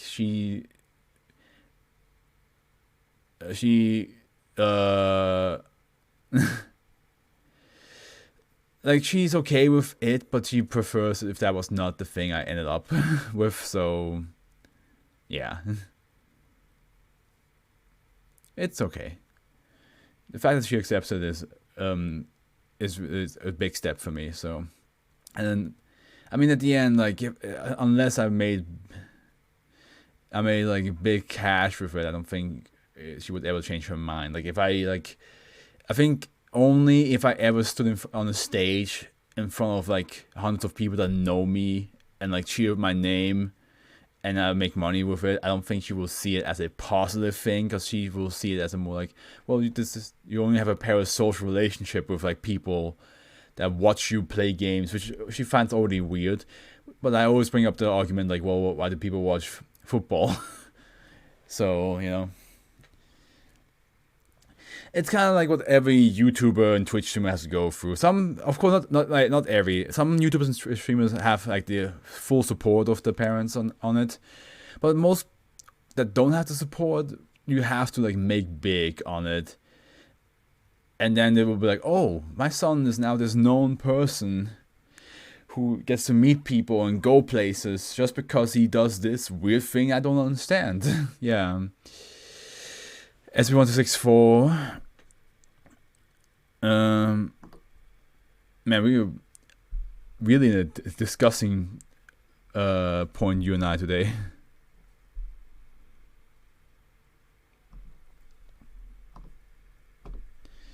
Okay. Behind the remaining 3 PHMs, SB1264 partially resurfaced just enough to expose its port side turrets. SB1264 was positioned with the PHM double hull directly in its line of fire. 6 of the port battery 140mm gun fired into 3 PHMs, effectively destroying them. PHM-7 then relayed to CMS-3 that SB1264 was clear of the civilian CSM, then launched a 2 P500 missiles targeted at SB1264. What do you actually do out of stream, like work, school, if you'd be comfortable to share? Let me finish reading this one. We've been stuck at this one for like way longer than I wanted to. SB1264 then began to move towards the capsizing. No, don't apologize. I'm just saying, like, I enjoy talking to you, but we've been on the SB1264 for like. We've been on this one for at least a half an hour. This should have been like a 15-minute thing. SB1264 began to move towards the. I'm too distracting that. I mean, that's what stream's about, right? You're supposed to talk to your audience. But I'm also at the same time, if you're a reading stream, you also have to get on with the reading. SB1264 then began to move towards the capsizing cruise ship and fired 2 of its 400mm guns at the exposed bilge keel at a distance of only 175 meters. The ship exploded and splintered into several sections. SB1264 then plowed through the floating debris. The P500 missiles active radar was unable to distinguish SB1264 from the wreckage, and they missed the target. SB1264 launched Mark 14 torpedoes at PHM-7 and PHM-9. SB1264 collected the remaining net of ensnared passengers and drove on the wall for a second time. Both PHMs as easily outmaneuvered the torpedoes. CMS-3 was ordered by Marine Commander 09 to track SB1264 with sonar and pursue. The remaining PHMs attempted to retrieve any survivors left in the water that were able to avoid the nets. Only 19 out of 215 bodies were recovered from the scene. CMS S3 lost contact with SB1264 55 km an hour of the incident. During this incident between 1306 and 1310, CMS3 made positive radio communication with SB1264-1 over ELF radio signals. Below is the audio transcript between the operator and -1 after its initial dive. How does it work? How do you do it? Do you something like that? Well, unknown contact. You order to resurface to be destroyed to your copy. Unknown contact. Resurface will be destroyed to your copy. The interlopers want my compliance. Granted. Unknown contact. You have 2 minutes to resurface. An ultimatum. Do you copy? Yes. Just going for the next 2 minutes. Unknown contact. Respond. Loud banging inserted in the background.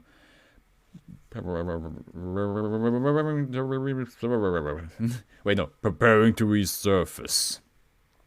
And at this time, SB-1264 resurface and destroy 3 of the PHMs. Drown with me. I will get you next time. Get it? Wait, no, that's not fully it. I will get you next time. Catch it.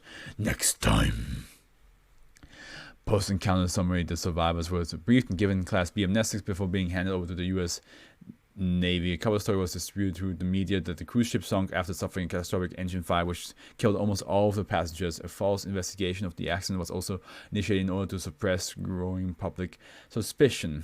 On June 8, 1999, SB-1264 was reported and photographed by a fishing trawler in the Indian Ocean. Photos were intercepted and revealed that all damage done to SB-1264 during incident D2 has been repaired. Additional spending was later approved for MTF Tower 11 for expanding its fleet to include aerial support, acquisition of heavier armament, and installation of passive sonar buoys, and strategic location. End of file. There we go. Alright, my god, we took forever to read through this. So what was your question? Let me read what your question was again. After I put this. At first I was a bit confused what this SCP is all about, but then I understood it's basically this clump of multiple warships just stuck together, right? And this, whatever this -1 is just wants to destroy more ships to add to its collection. This will do nicely in my collection. And -A are like its army, so I understand now how this works, and that's why it's key though, because like it's in the middle of it's deep down in the ocean, you cannot see it, and if any ship just passes by, they're like, "Boys, meat's back on the menu." So, what do you actually do out of stream, like work, school, if you be comfortable to share? So, I mean, I'm not in school anymore. I finished studying 4 years ago. I'm an independent filmmaker. I'm pretty sure I told you because I told you about the SCP show that I want to create, but work-wise right now I'm looking basically because like the first 2 years of the pandemic wasn't really helpful with work, and 2022 I was not feeling. I was very much in a depressed phase because of many things going wrong. So I just kind of like slowed down too much. So that's basically it. Right now I'm going to look if I can find anything. If I can, I'm going I already sent him some applications for modeling. I'm going to get some help to find assisting editing projects to do. Maybe I will apply for some game reviews. It doesn't matter, anything.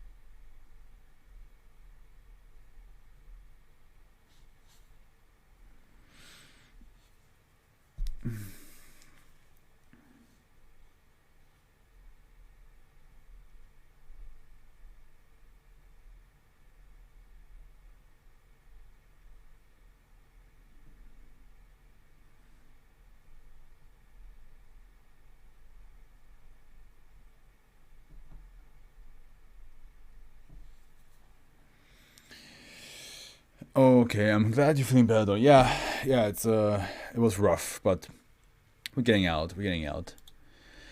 Okay, finally I can do another fucking.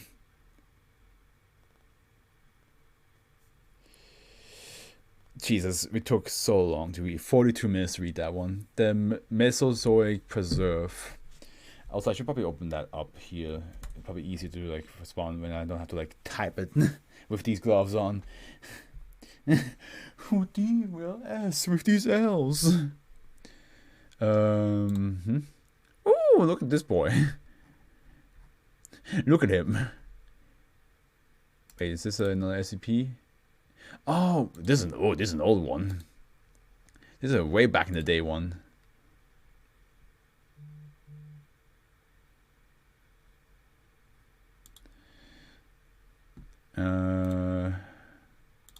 No, oops, that's the wrong number. Psych, that's the wrong number. Let's just go to. What'd you say?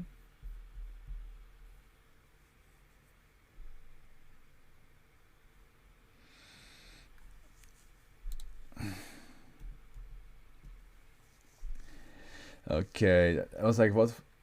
Yeah, 563, which is an abandoned farm. Oh yeah, I remember this one.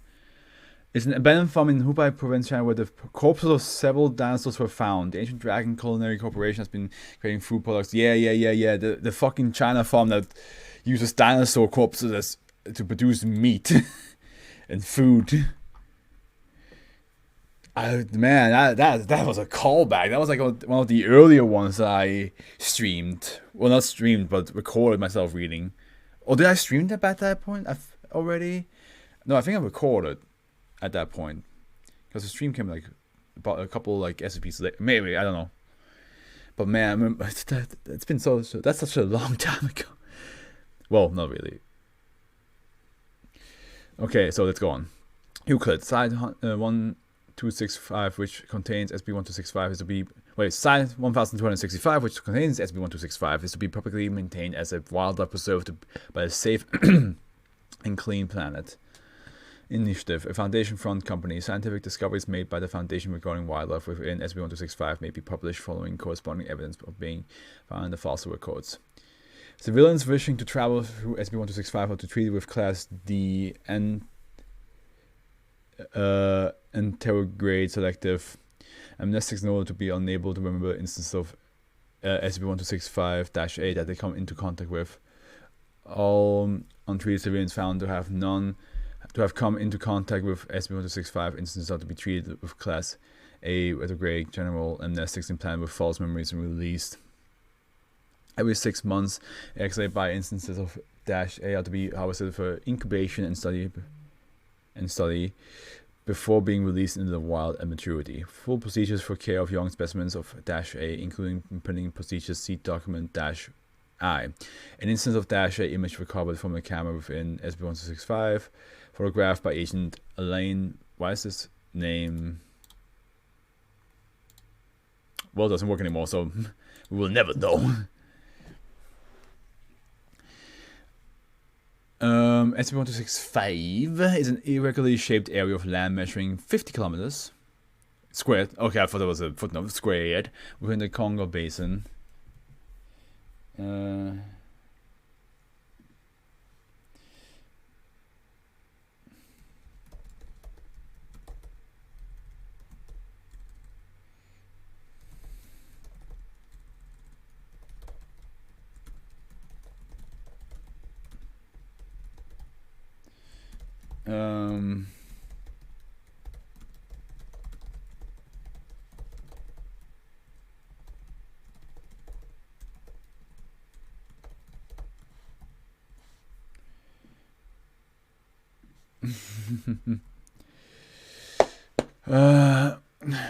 With the Congo Basin in Africa, SB1265 is mostly contained with the Democratic Republic of Congo, of approximately 15 kilometers squared. It's contained within the neighboring Republic of Congo. The majority of SB1265 is uninhabited, save for some tribal villages, and contains flora typical of the Congo Basin.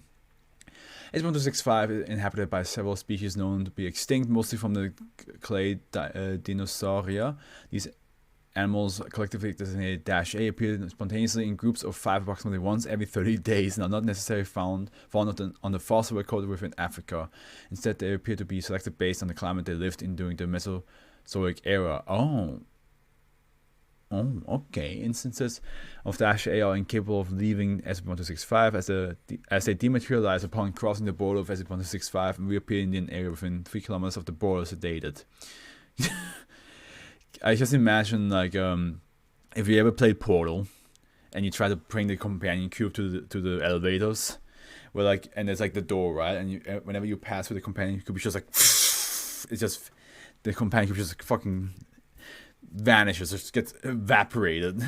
So imagine that with these creatures here. They're just like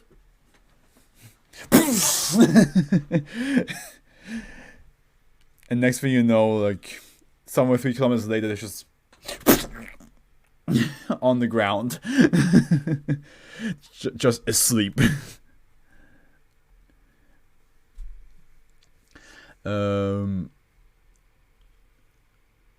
SB1 -A also not shows based on a particular period of the Mesozoic, but the Cretaceous and Jurassic era are the most well represented with sparse population of Triassic period dinosaurs.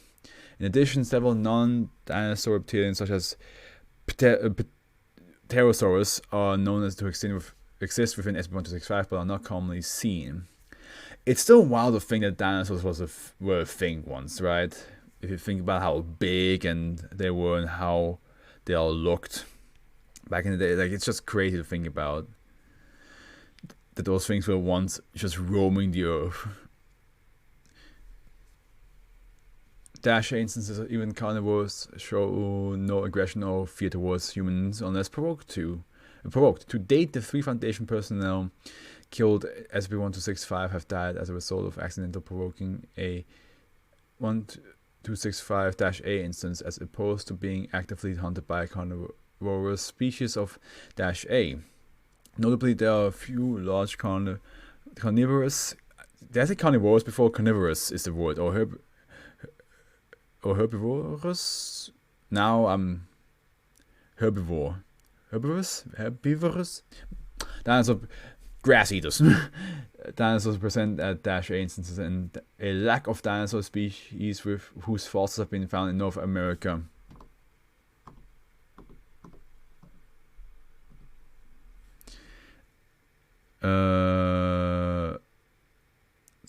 I lost myself. Where was I?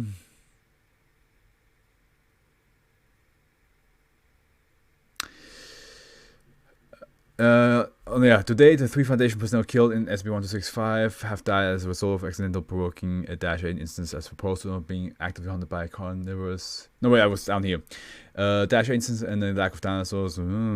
For example, species such as Tyrannosaurus rex and Brachiosaurus have been sighted in SB1265, but species such as Spinosaurus and Kentrosaurus are relatively common. Oh wait, have never been sighted, so excuse me. Proportionally speaking, there is a 5-to-1 ratio of non-American dinosaurs to American species. Finally, there are several instances of SB1265-A that have not been discovered in the fossil record, collectively known as -lower A, or is that alpha? Is that... No, that's alpha, okay, -alpha. -alpha instances are known for being unusually aggressive and will often shout at or attempt to attack researchers and other animals within SB1265 indiscriminately. As of yet, Foundation researchers have been unable to determine the origin of most instances of -alpha. Some have been found in the fossil record and as such have been reclassified as instances of -A. Notably, -alpha instances reclassified as -A usually lose all aggressive tendencies. SB1265 is believed to have existed for at least 200 years. According to historical records, several instances of -A have been integrated into the folklore of several tribes in the area near SB1265. For further details, see interview -1. Options such as SB1346 suggest anomalies similar to SB1265 may exist elsewhere, though no additional instances have been found. Now, what is 346 again? That was before I recorded them. 346. Oh yeah, Terry.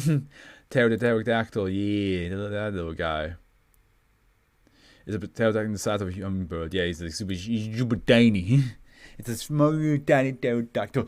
Tiny little grillin.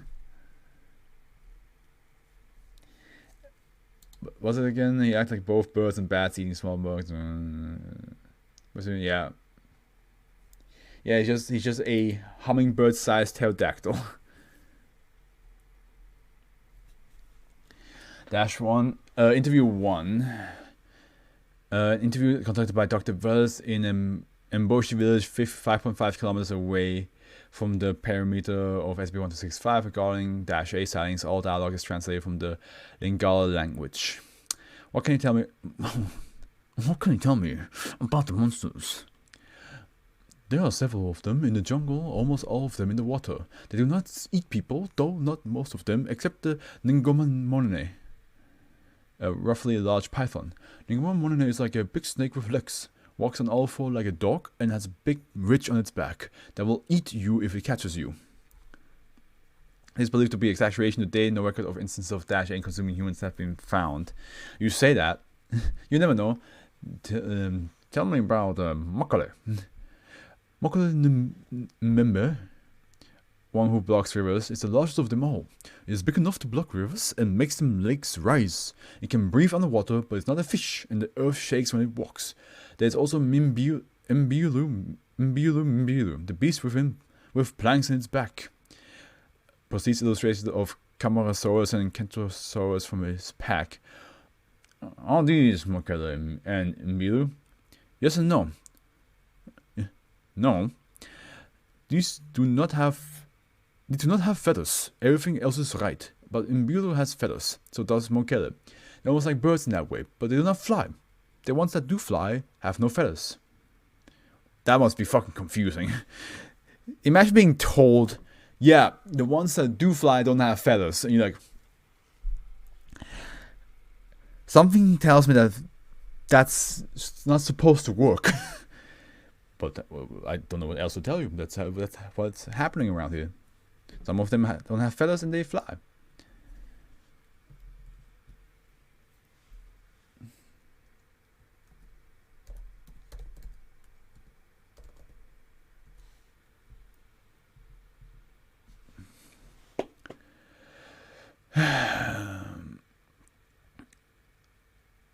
What else can you tell me about?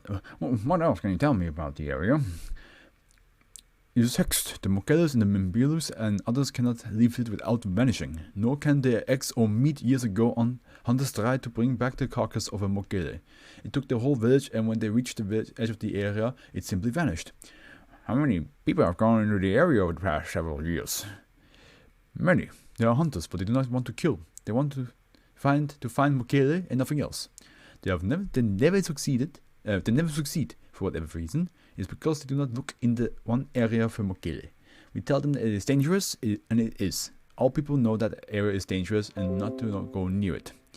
Which reminds me of the reboot of Wrong Turn, where all those guys were told, like, don't go off the main path. Don't go off the main path. And what do they fucking do? They go off the main path. They fucking went off the main path. Which, to be fair though, it's a cool little like twist on the fact that usually in the Wrong Turn movies, they were told to go off the main path, or they were told to go a certain path. And then and they were like, oh yeah, it's just, what do you see, the split, just go left. And then you learn that the left one is like the bad side. You don't want to go left. That's because that's the wrong turn. And then in the reboot, they're like, don't go off the main path, it's dangerous. So this time they actually warned you about not going off the main path instead of leading you off the main path, basically.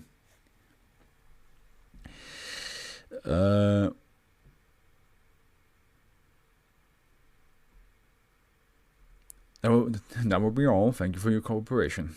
Administration of amnestics was deemed unnecessary due to the familiarity to the majority of the village had with SB1265. Collected notes recalling -A notes taken during a monthly expedition through SB-165 by Dr. Neal. I still find it fascinating that almost all instances of SB-165-A, well, the dinosaurs at least, are feathered, not scaled. All I have to say is this: Chen, eat your heart out, this blows Yixian out of the water. Pai Chi Chen was one of the paleontologists who described the fossil of Sauropteryx primer in 1998 issue of Nature. The Yixian Formation in Liaoning, China, started producing fossil evidence of feathered dinosaurs in the 1990s, with Sinosauropteryx being one of the first with bare feather imprinting. Yeah, I mean, wasn't the whole thing that maybe dinosaurs either A, don't sound the way we thought they sound, or B, don't look the way we thought they look? Or like, at least it didn't have scales, but they might have, like, you know, they were all like furried or feathered creatures, and we just assumed that they had only scales. We don't know, because like when the original concept of the T-Rex came out, we didn't fully know too much now, did we? We just assumed because of like we just kind of made the assumption for how the skeletons looked. Wang's come across a few carcasses, and he joked a few times about wanting to see what they taste like. I don't trust dinosaur meat, especially if you were trying to farm it.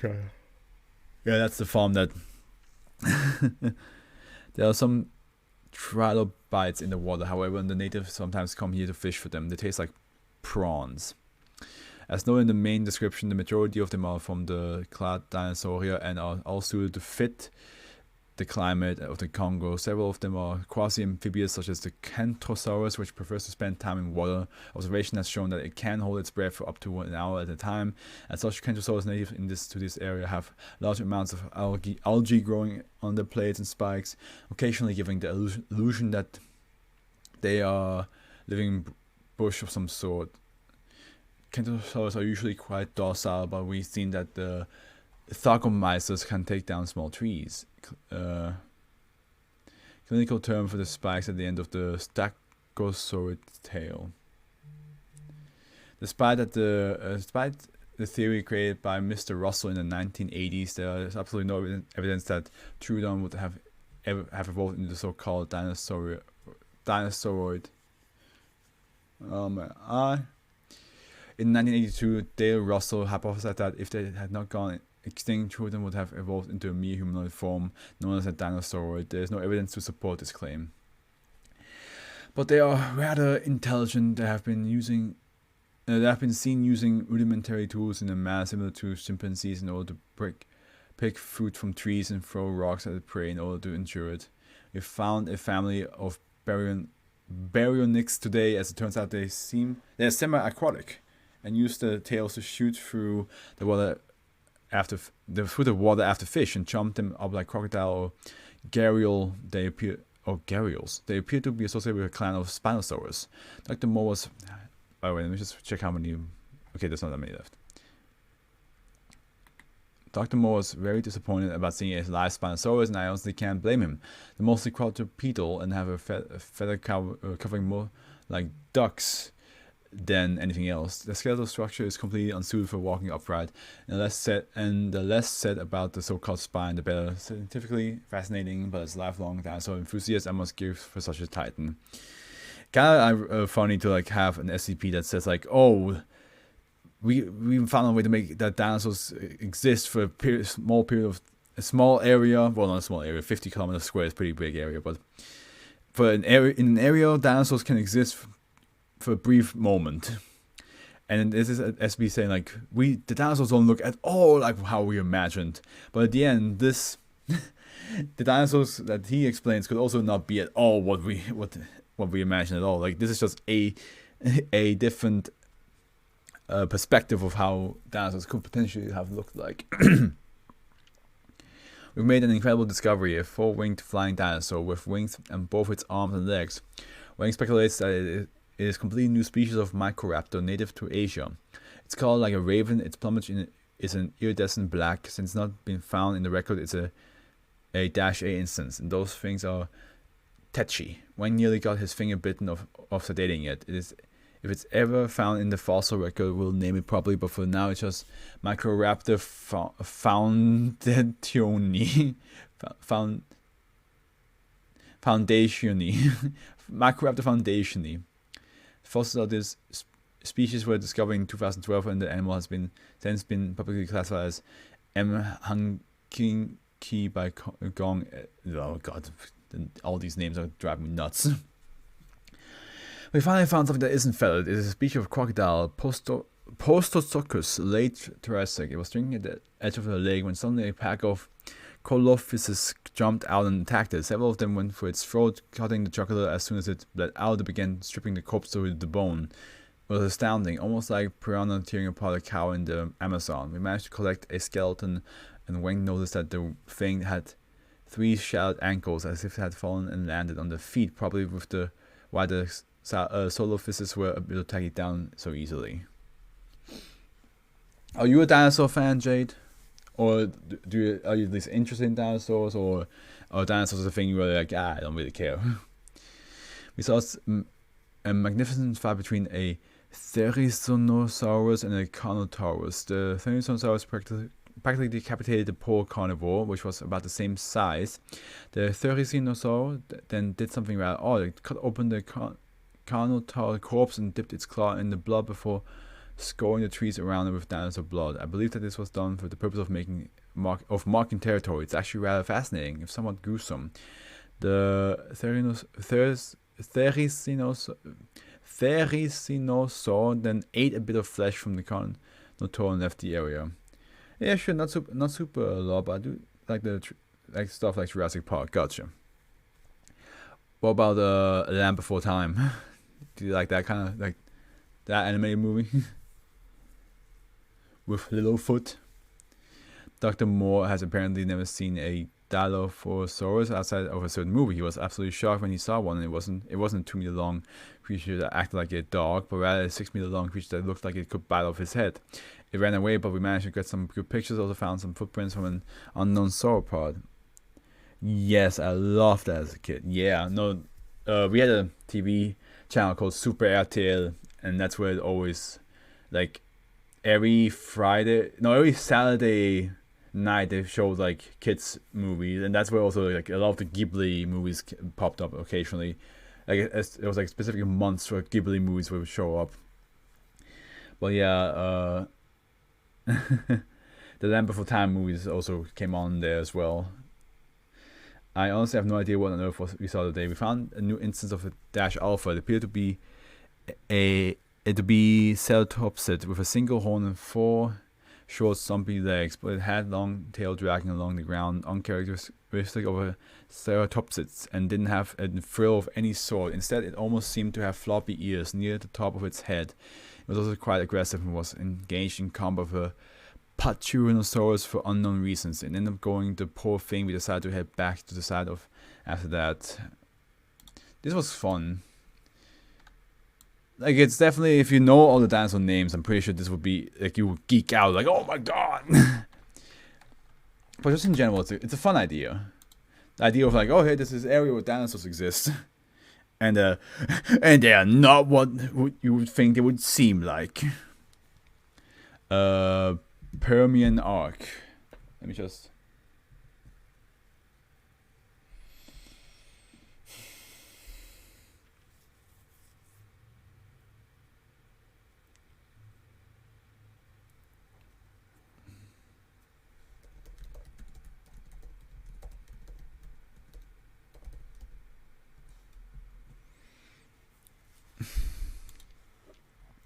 Oh, thank God, one short one. Euclid. As SB1266 is immobile, it is contained on site on the sealed terrarium dome, 100 meters in diameter, in order to isolate it from the Earth's atmosphere. All structural components of the primary dome must be checked weekly for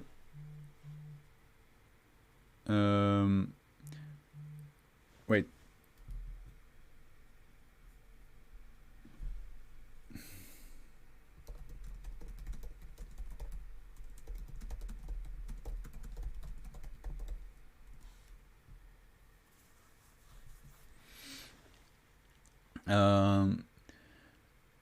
Sorry, what was it? It's contained on this. All structural components of the primary dome must be checked weekly for deterioration of corrosion, and damaged sections must be sealed and repaired immediately. All personnel entering SB1266 containment dome must wear full body and self-contained hazardous material suits and must undergo complete decontamination when entering or leaving the sealed containment area. All equipment used must also be decontaminated. Specimens of all flora and fauna collected from SB1266 vicinity are kept in the site's main laboratory. SB1266 is an engraved metallic ovoid object approximately 12 meters in length and 7 meters in width, located at a former paleontology dig site in Redacted.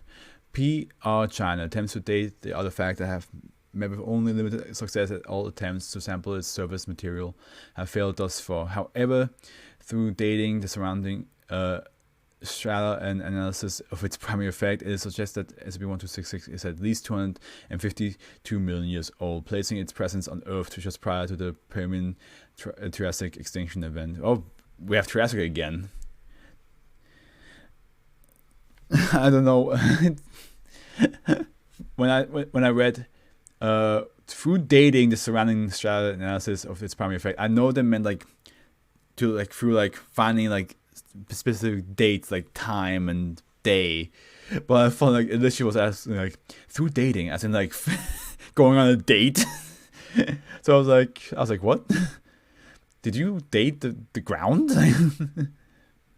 Which, to be fair, the sentence "Did you date the ground?" in the SB Foundation might be a thing. I'm just saying, I know I was being dumb by misunderstanding at that moment, but me saying "Did you date the ground?" could absolutely be a thing in the SB Foundation. SB1266 was unearthed by paleontologists on Redacted. Shortly after being unearthed, SB1266 activated and levitated into the air, orienting itself vertically, where it has remained ever since. SB1266 has completely resisted any attempt to move it, but has exhibited the following traits to date. SB1266 continuously processes surrounding air, altering its chemical and organic balance to what is believed to be Earth norm near the end of the Permian geological period. SB1266 produces and releases seeds from many extinct terrestrial plant genera, most notably Cortez and Glossopteris. SB1266 produces and releases live specimens of terrestrial invertebrates such as extinct Paleodictyopteroids. SB1266 produces and releases live specimens of terrestrial vertebrate animals such as extinct labyrinthotont amphibians, sauropsids, and theropsids, most notably large numbers of Listosaurus herbivores. It is currently unknown whether SB1266 is somehow fabricating these specimens from stored genetic data or released them from some form of stasis in internal storage at the time of this writing. SB1266 contained dome has stabilized into a self-contained, self-sustaining ecology populated with Permian wildlife. To date, attempts to open, disable, or take samples of SB1266 have failed, as no means available to the Foundation appear to be capable of manipulating or damaging the object. Ultrasonic spectroscopic end redacted. Analysis suggests that SB1266 may have an inconsistent internal topography, and gravimetric measurement taken from SB1266 vicinity seem to indicate that the object may exceed tons in weight. Excavation of the surroundings has uncovered no additional artifacts at the same level as SB1266, and attempts to decipher the inscription on SB1266 are ongoing. At this time, it is still not known how it was created or what caused it to activate. Observer note: the request to use military-grade weapons in an attempt to reach SB1266 surface has been denied, as its presence too much risk to the object and the scientific value it holds. Until a better understanding of its function and or way to safely activate it is found, as such requests will continue to be denied. Dr. Senior Observer.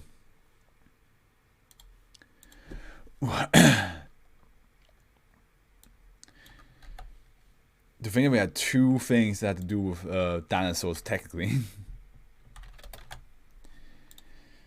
Okay.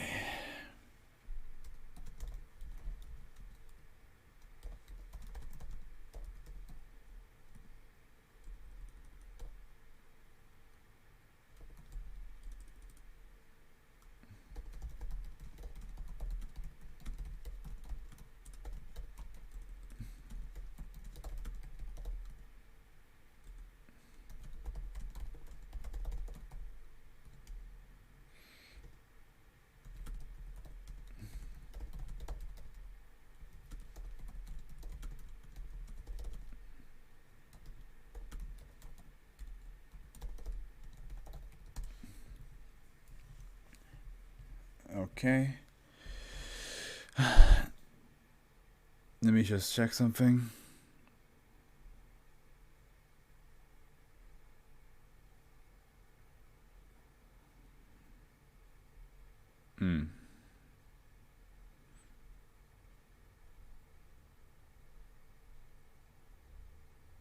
Okay. And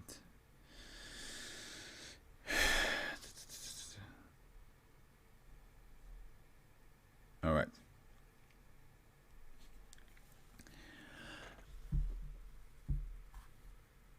Metamorphic did I just accidentally copy metamorphic mammal? I did, didn't I? Yeah, fuck. There we go. Did I also do the lap thing? I did. Good. Okay, here we go. Euclid. We're near the end now with the last three ones. SB1267 is currently maintaining a large animal weighing of size 12 in a 10 by 15 meter enclosure, which says 3 meters below an encircling observation walkway. Separating the observation area from the enclosure is a 2-meter fence of reinforced steel and synthetic netting, which also encloses the roof. At least two veterinary doctors familiar with mammalian biology and animal husbandry are assigned to SB1267, one of whom must be on site at all times. SB1267 is to undergo bi-weekly examination by sonogram and X-ray. When necessary, the supervising doctor is to be primarily designated of any new containment procedures required. Access to SB1267 requires clearance from the supervising doctor. Personnel assigned to SB1267 are reminded that each instance of SB1267 is effectively a new untamed organism. SB1267 is a mammalian organism which, as of 6/9/2000, resembles an adult female pronghorn antelope. Thus far, attempts at interbreeding or crossbreeding SB1267 with common stock have failed to produce viable offspring. All observed instances of SB1267 to date have been female. SB1267 is effectively indistinguishable from its template species. SB1267 will periodically undergo an event which resembles the incomplete metamorphosis that occurs in some orders of arthropod. This process appears to occur only after the organism has reached an age at which its template species would achieve sexual maturity. Metamorphosis also has been included in 2 cases. See experiment 1267B summary. During metamorphosis, SB1267 displays behavior consistent with a gravid female of its template species. However, ultrasound reveals that up to 90% of the tissue in its thoracic and abdominal cavities undergoes a radical alteration to what is effectively a second fetal organism designated -1, resembling a different template mammalian species. On occasions, this alteration has included the effective destruction of vital respiratory, circulatory, and/or digestive systems without any apparent negative effect on SB1267. The form taken by -1 thus far appears to be constrained to template species whose size at birth is no greater than the dimensions of SB1267 itself. SB1267 enters the final phase of metamorphosis when -1 either reaches full adult growth, type 1, or completely fills the thoracic and abdominal cavities of SB1267, type 2. At this point, SB1267 will become visibly distressed and show signs of disorientation. Within 3 hours of onset, -1 hereby designates SB1267 will violently emerge from the previous organism's body, which it will then consume regardless of the template species' normal dietary habits. It's just like a chest burster. An instance of the SB1267 produced by type 1 metamorphosis is completely autonomous upon emergence. Instance produced by type 2 metamorphosis may be a juvenile or even infantile developmental stage and may require additional care accordingly. See Table 1267A for full documentation of observed metamorphic event by SB1267. Addendum A. Updated containment procedures. Given the nature of metamorphic event 14, SB1267 is to be contained at a coastal foundation facility that meets Protocol 173 standards for oceanic creatures containment. Experiment A. 19. And I'm not going to do the beeps or the dates anymore because they're all the same. Side 25. Objective: determine reproductive capability of SB1267. Procedure: a male California ground squirrel is introduced to the enclosure containing SB1267, currently resembling a female California ground squirrel, and the two are allowed to copulate multiple times over a 1 month period. Result: SB1267 fails to become pregnant. It is hypothesized that SB1267 cannot be produced by conventional means. Experiment B, side 25 again. Objective: in the light of the event immediately following SB1267's retrieval, investigate alternate triggering stimuli for metamorphosis. Procedure A. A digit is surgically removed from each of SB1267's currently resembling a gray-headed flying fox hind limbs. Result: SB1267 does not enter its metamorphic state. Procedure B. A digit is surgically removed from each of the SB1267 forelimbs, rendering it flightless. Result: once onset of the metamorphosis is observed via ultrasound approximately 36 hours after SB1267 awakens. Following procedure B, it is hypothesized that SB1267 will enter the metamorphic state in response to crippling trauma.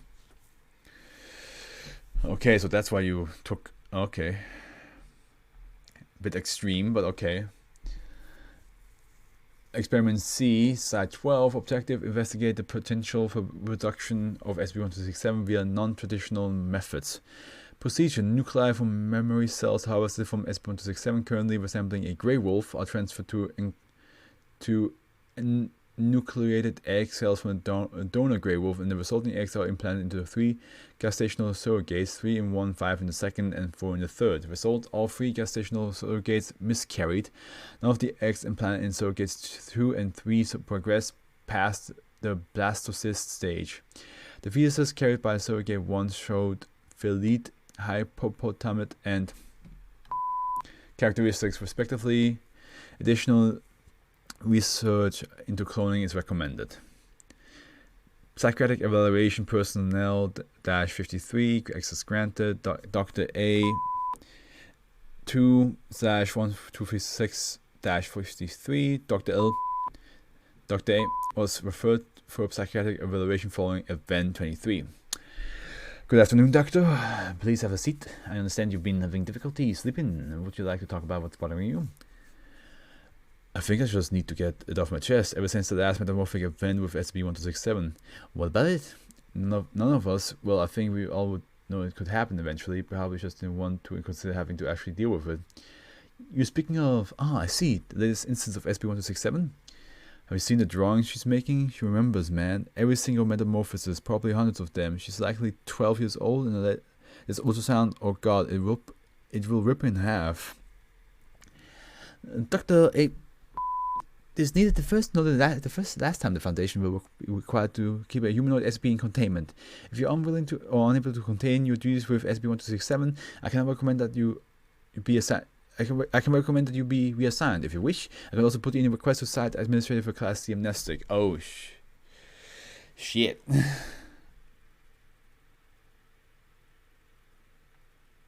Uh-oh. So this was now the twist that actually...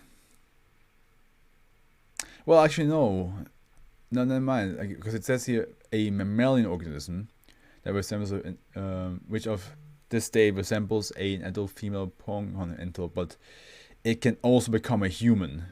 And now it became a human kid, and it drew everything that they did to her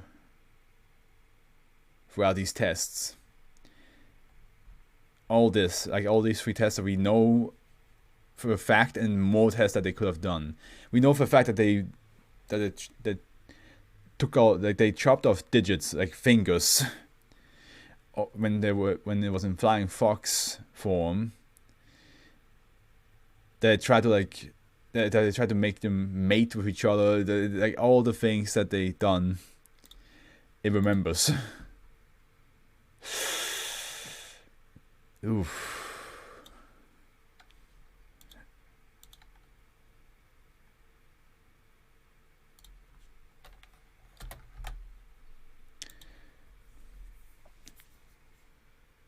You're still there, Jade, right? Just double checking. I assume you're getting tired.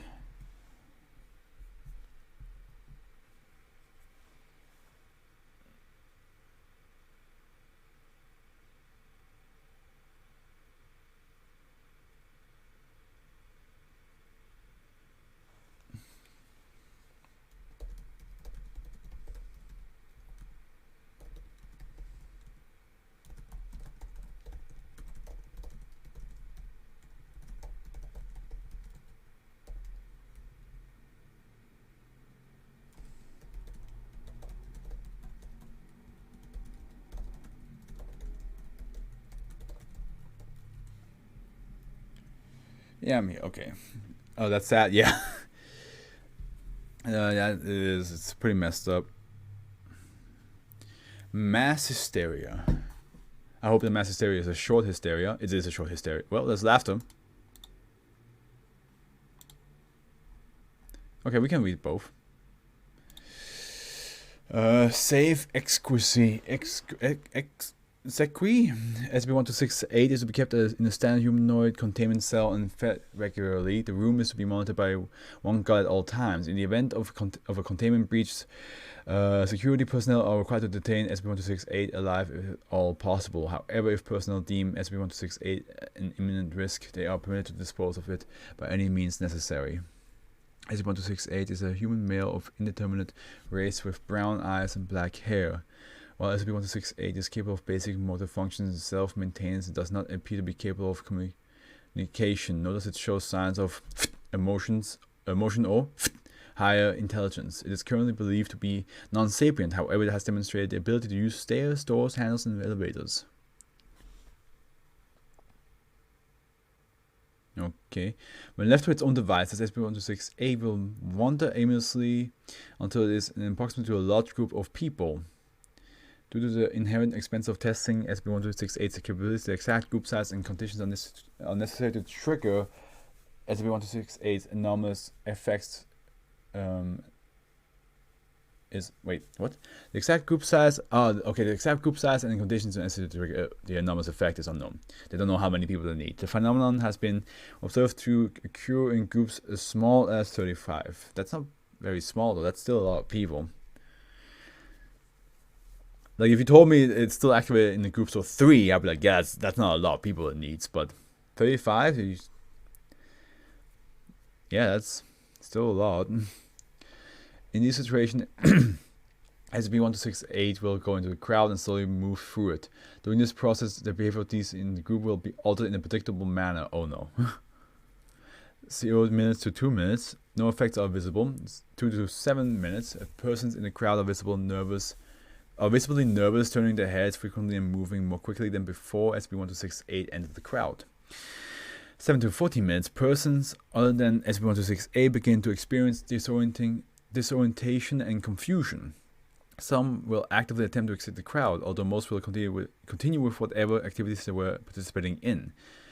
40 minutes forward, almost all persons in the crowd panic and attempt to leave the area by any means necessary. Subject affected this way show a distinct lack of concern for the safety of themselves and others. Anomalous effects will cease after SCP-1268 is no longer in the crowd. Some dude just passed by and suddenly everybody just loses their mind.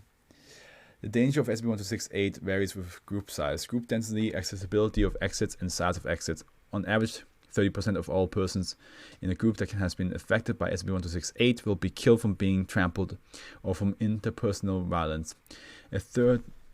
A further 35% will suffer injuries of various severity. SB-126A will remain unharmed and show no apparent reaction to the event. Addendum. A review of available footage has found that when in a crowd for 14 minutes or more, SB-126A will exhibit a behavior that may or may not be laughter.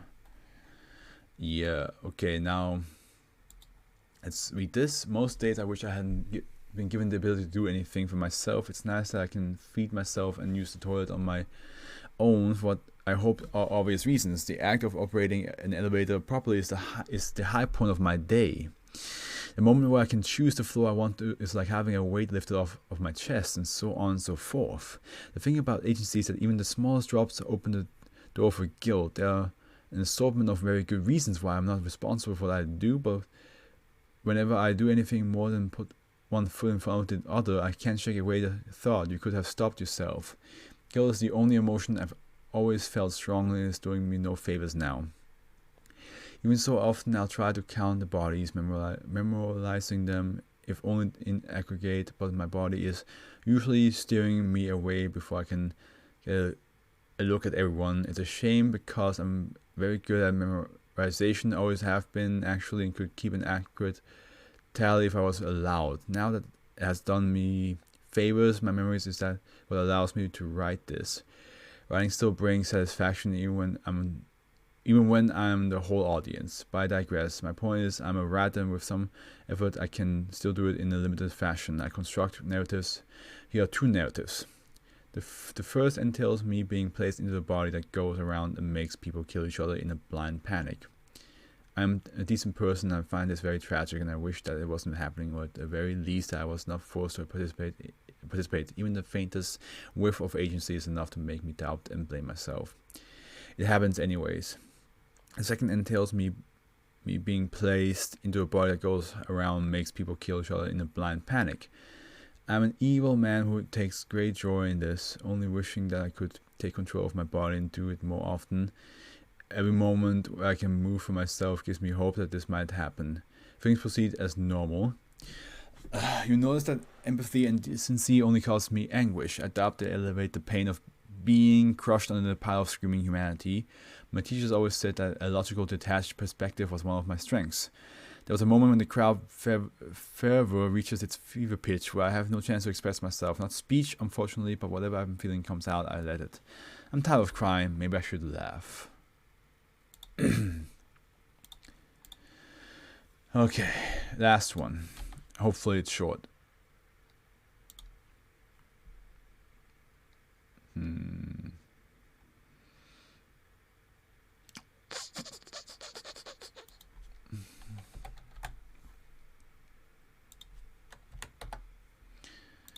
Stalker mailbox.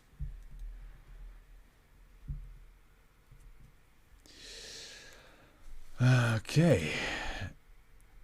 Well, there's more here though.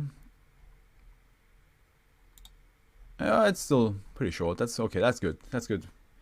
Probably done in like 10 minutes. Euclid, the property where SB-1269, 69, bros, we're back at it again with 16. It's okay, is to remain under the custody of the Foundation. No females 32 years of age or over are to enter the property except for testing purposes.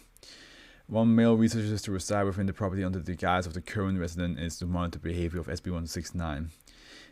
SB-1269 is a black aluminium curbside mailbox possessing a red flag and a white plastic post. SB-1269 stands 1.3 meters tall, with the mailbox measuring 49.5 centimeters times 15.2 centimeters times 17.7 centimeters, consistent with the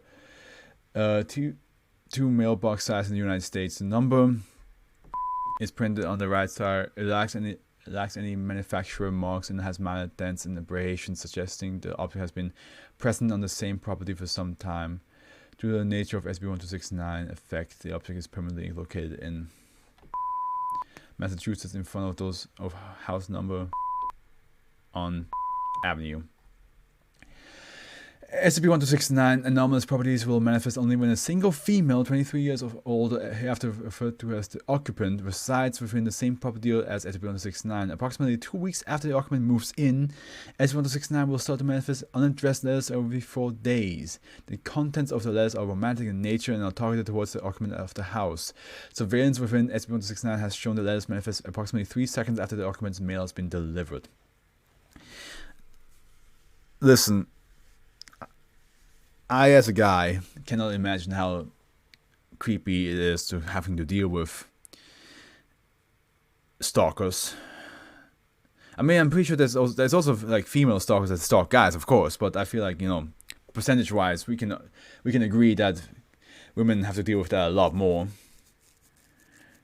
So I feel bad for everybody who like goes to this house, lives in it, and it's like, oh, this is nice. And next thing you know, you get a letter from somebody you don't know who, saying like, "Oh, you're so beautiful, and I like how that dress looks on you," or stuff like that. And you're just there like, where did this come from? Who sent this? Because like it's already creepy when it's happening in real life, but now this is a place where it's magically happening, which for the person in that house, they don't know that it's just a thing that the mailbox does. They just think that they have legitimately an actual stalker. But if it's just this is. I can imagine that this could be uncomfortable for a lot of people.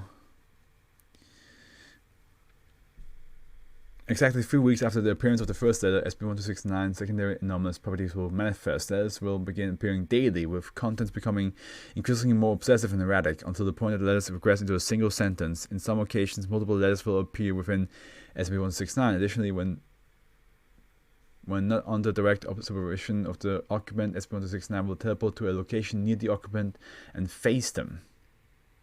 This location will be partially obstructed, such as behind windows, cracked doors, and shower curtains, under special circumstances, such as during sleep or when obscured by darkness. SCP-1269 will teleport near the occupant without obstruction. Whether or not the occupant relocates SCP-1269, the object will continue to teleport between a range of 1 to 5 times every 12 hours. SCP-1269 will not follow the occupant of the property, and all anomalous properties will cease manifesting after the occupant has either moved or expired. Not sure how I feel. Like, that's another thing, right? A mailbox is the one stalking you. Imagine waking up and your mailbox is in your room. Like, again, you would not immediately think, oh, it's a magical mailbox that fell in love with me or something like that. You would think somebody broke in and is playing a prank on you by putting your own mailbox in your house. Like, I cannot imagine how horrifying this must feel like. Getting like letters, like especially like the whole like one sentence letters and multiple one sentence letters. That's already like psycho behavior. And then one day you wake up, you look to your side, and suddenly there's your mailbox is just there, like just standing right there. And you just sit there, you just lay there like, why is my mailbox here? What's happening? Did somebody break in? Is somebody in my room? Attempts to remove SCP-1269 from its location have so far been unsuccessful. SCP-1269 will teleport to its original curbside location after 1 hour of the location. If attempts are made to replace SCP-1269 with a new mailbox, the mailbox will be teleported away with SCP-1269 appearing in its place. Approximately 3 hours after the disappearance of the new mailbox, it will reappear in the dumpster 25 kilometers away behind an abandoned franchise. The mailbox is like, no, I'm the only mailbox you need. Don't replace me. You cannot replace me. I'm yours and you're mine. Mailboxes recovered so far as also been found in varying amounts of disrepair within garbage bags and covered in painted on words and phrases. Of course, this mailbox is absolutely psychotic. Addendum -A on the 7th, 12th, 4th. D69124, a male was moved to the property with the current test occupant. D72803, after 7 weeks had passed.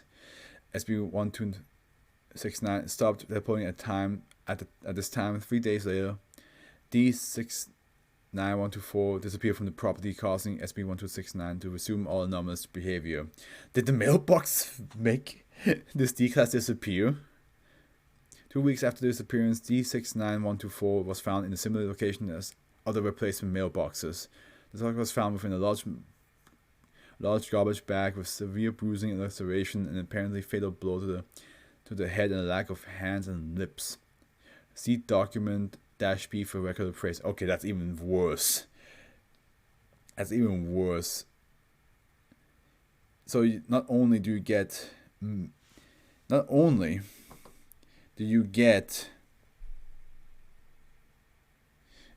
worries, we're almost done.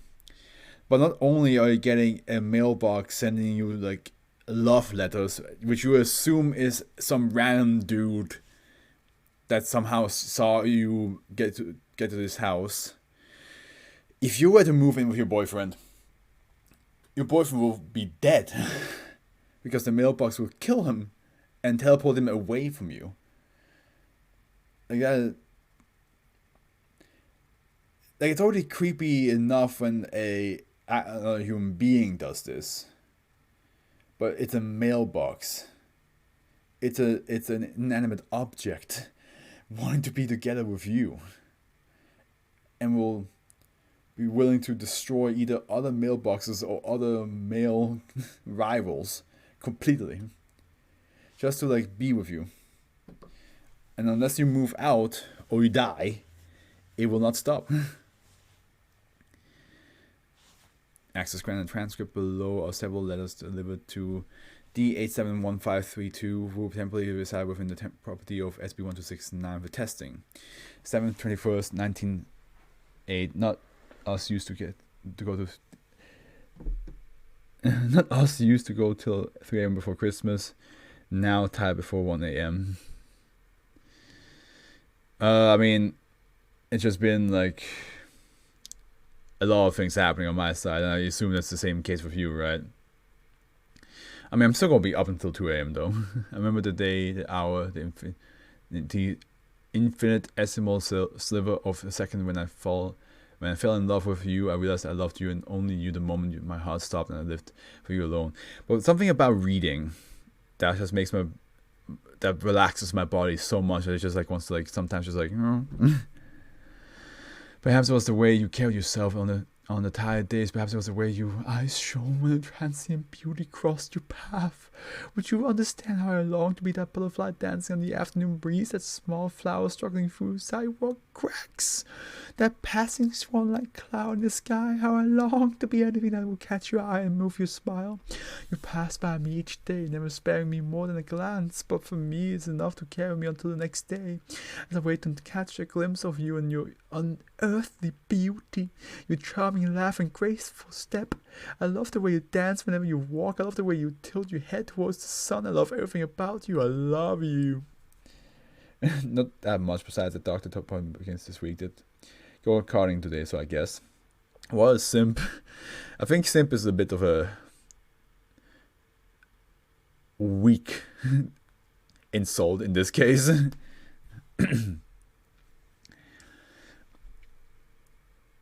98.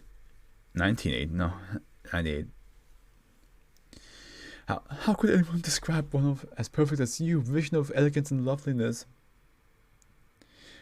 Oh, so I forgot the word can't be used on Twitch. Why not? Is that really the case? I didn't know. Vision of elegance and loveliness. Every action of yours I've observed is embodied in due to hate language. I see.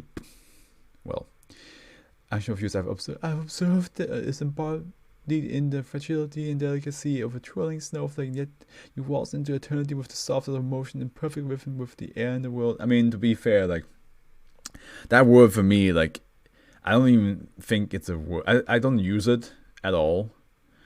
And I don't think it's like, I don't see it as a word. I feel like it's just something that people made up to like come up with like new things to say or call somebody else, and it probably won't stick around for too long. Like honestly, like yeet is much better in that because it's fun to say. It sounds like something that you would call that you would actually name the action to throw something.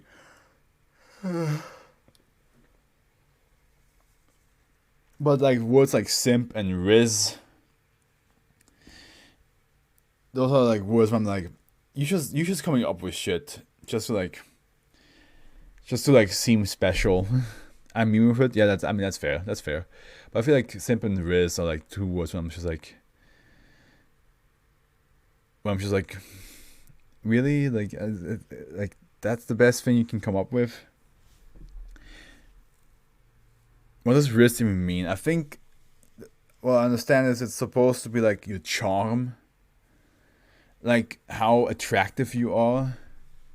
But I don't know where the word comes from, because like a lot of times riz seems to be connected to the, like how well you attract the opposite sex, or how well like you can charm somebody. Because like for example, for example, is like when you when you see like a panel of Spider-Man, and you see all the women that either A, dated him or want to date him or attracted to him and so on and so forth, and it's like at least like 8. Then somebody says like the amount of riz Spider-Man has, and it's like it's supposed to be like this. Yeah, it's supposed to be like, oh yeah, he can pull women to him easily. At least that's what I understand it's supposed to be. But again, like you can just say like he has a lot of charm, or like or he's like he's a good dude, like, or like he just knows how to or he's a good flirt. I don't know, anything like that. You know, like there's so many different ways to say it. Yeah, charm is way better. Yeah, charisma is the best one. Listen, kid. Listen to me. All you need is charisma. That's that. I remember when my best friend Alex did that. Like he was like, "What you need is what was it? What was I forgot the first word he said. But he said one first word, then he said moxie and and then he just did like charisma. And ever since then, I did that. Whenever I think of charisma, I think of my friend Alex just doing this. What do you need is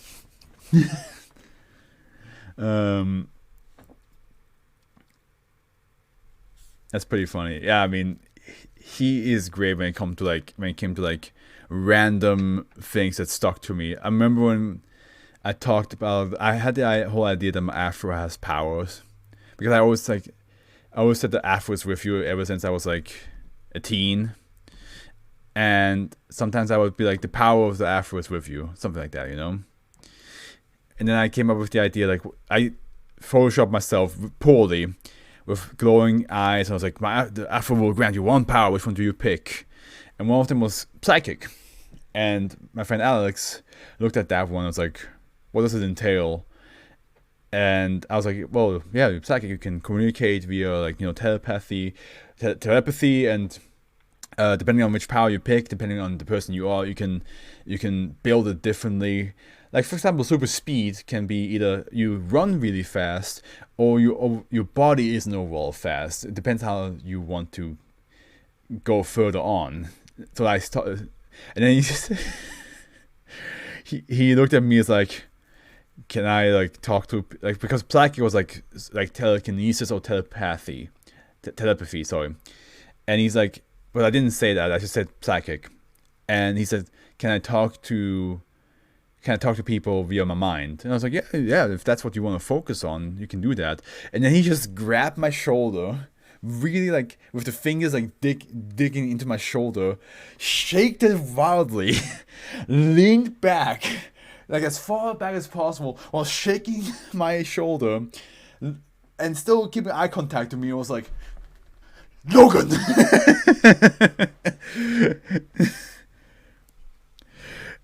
Which of course is a a reference to Xavier from the X-Men, but it was like so out of nowhere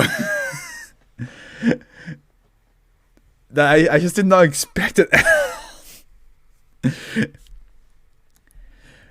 Oh man, yeah, no, he had some great stuff. We always did so random. We said so random things to each other all the time, and we did random things to each other all the time. But those two things are definitely things that I just have in my mind forever. If Liam, my best friend, can come to London next month and we stream, you will see the absolutely unhinged personality that I have. So yeah, it's gonna be fun. Beautiful every step, every pause, every breath of yours is a masterwork of the divine. Your presence brightens in the world with the light that cannot be compared. You are the flower that chaos 10 out of 10. Yeah, because I personally think I'm a funny guy, but I also feel like I'm not giving my 100% recently on stream. So when it comes to the funnies. The color of your eyes remind me of the depth and expanse of the night sky, a vast, dazzling macrocosm of soft velvet and glimmering pinpricks of light. Do you sing in the shower? If so, I've heard you. Such a tenderly beautiful voice matches its own. I think of you, nothing but you, as day flows by. And you have a face, your own face, and everything turns to light. It just becomes more and more a gremlin. The wind was blowing and I thought it whispered your name sadly because that was my heart doing please write back. Please write back, I beg of you. I keep thinking of the way your hair shines soft in the evening light, as if each strand is a shaft of purest moonbeams. Please write. Don't ever call somebody's hair a strand of a shaft. Don't ever. My man. Don't use that word like that. You could have used pole. You could have used a string of purest moonbeams. A staff. But you picked the worst word. Just from sound wise. If I were to ever call somebody's hair like, it's like, oh, your blonde hair are like shafts of purest moonbeams, I'll be like, I hope I get slapped. I'll be like, fair enough. Yeah. The trees drop their leaves and cry with me as I stand here alone. Without you, please ride. My shadows go along as I'm reaching towards you. Please ride. I miss the light in your eyes and the harmony of your voice. Please ride. What do you mean the harmony? She probably hasn't. The harmony is probably still in there. You're just being more impatient. Your dick. Described. Imagine calling a mailbox a dick. We're just walking by a mailbox. Dick. And then you turn around and the mailbox just fucking. Who are you calling dick? Access granted. Described below are various phrases written on mailboxes disposed of by SCP-1269. She's mine. You can't have her. She's mine. Fuck you, you pile of plastic and wood. She's my everything. You're nothing to her. It was a fling and I know that I'm doing her a favor. No, you can't have her. No, I won't let you. No. Who cares if your like is bigger than mine? I know she doesn't care. She only sees the good in people and you're full of shit, you fuck. Wow, he's... I know she loves me, but it's okay, baby. It's okay. I love you too and we'll be together forever and ever. You're nothing but a tool for her to use, but I'm more. I'm her everything as she is mine. She used you.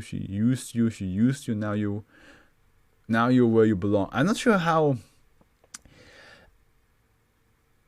Listen, I understand he's supposed to be like a stalker and he's supposed to be like madly in love with her and sees her as like and sees her as only his or only its. Excuse me, it's a mailbox. But I don't think I would. Even from my stalker, if my stalker was just be like, she used you.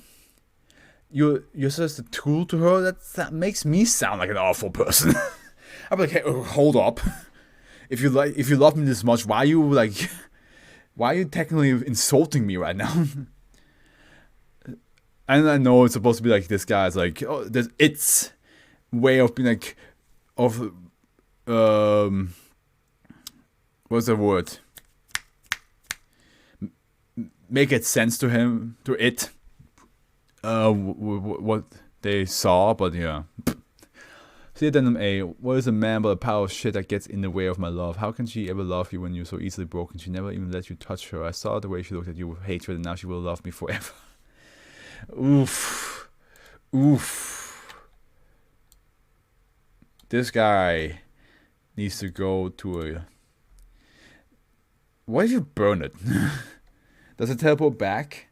Does it relive? I mean, you just wrote that you took it away from the location, but you never said that you try. Oh no, it did say you trying to destroy it didn't work. Never mind.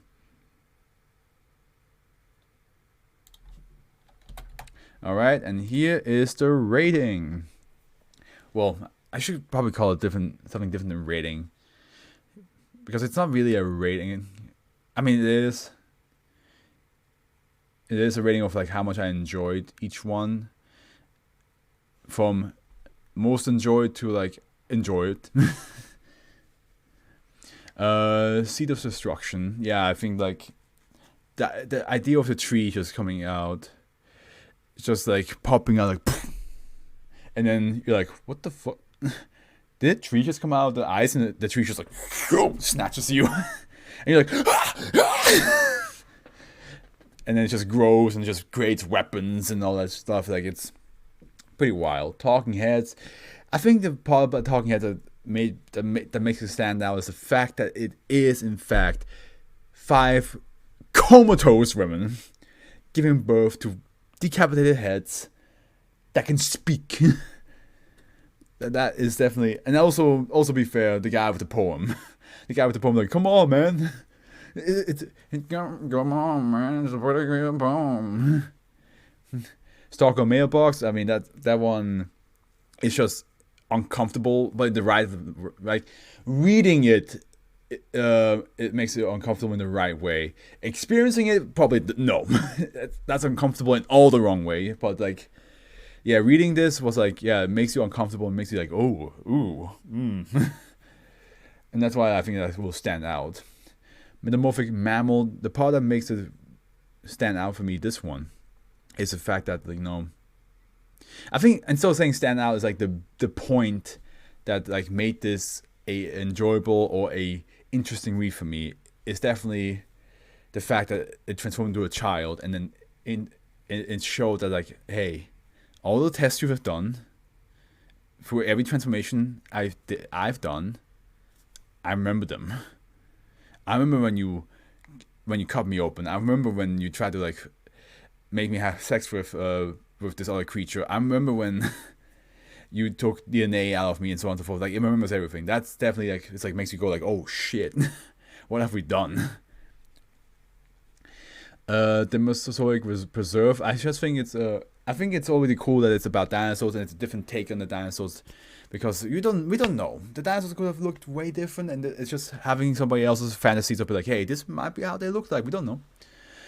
Resurrect the Wreckage. At first I was confused, but the idea of this massive, like, mass ball of ships underwater coming up to just destroy another ship, and then just add it to one more to my collection, is what makes it like interesting.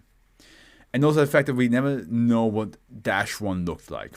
Dash A, we have a description and we know what they do, but Dash 1 we never know what he is, what they are. Mimtic emu. I mean, come on. You have an emu by your side for life, or an ostrich, or a spotted kiwi. You have your personal Henry, who's a bird. Mass hysteria. I mean, the idea of a single person just walking through a crowd and everybody's just like, after a couple minutes is hilarious. Like I imagine like a jump cut. You know what I mean? It's like somebody walking through the crowd, and then it's just like 4 seconds of silence, and it just cuts to like things on fire, people running around all scared. Even though it takes 12 minutes, but I just imagine it as a film scene, which actually Mass Hysteria would be really easy to do as a SCP film. It would be really easy to do.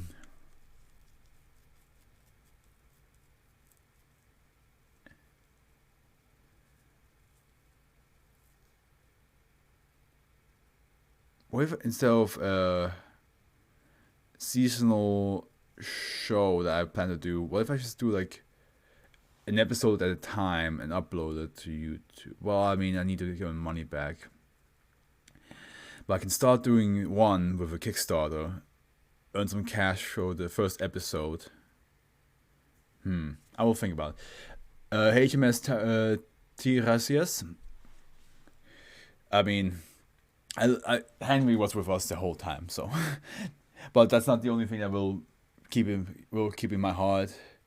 It's also the fact like it feels like a Scooby-Doo boat, except it's a lot more messed up with the voice in the fog laughing at you. And Permian Arc. I will be honest, I just didn't pay attention at all to that one, because like it felt so similar to the Mosasauric Preserve, but instead of that, it's basically it pulls out DNA and stuff and kind of like mixes and mashes them, makes them animal come back.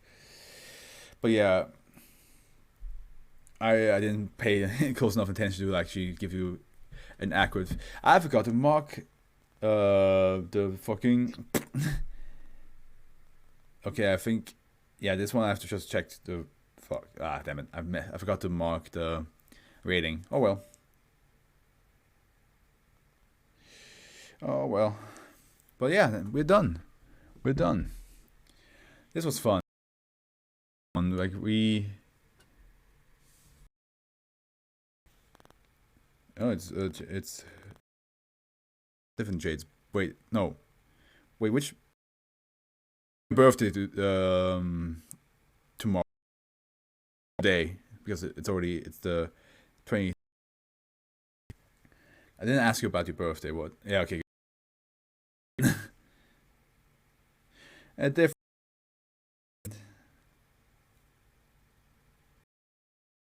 Okay, gotcha.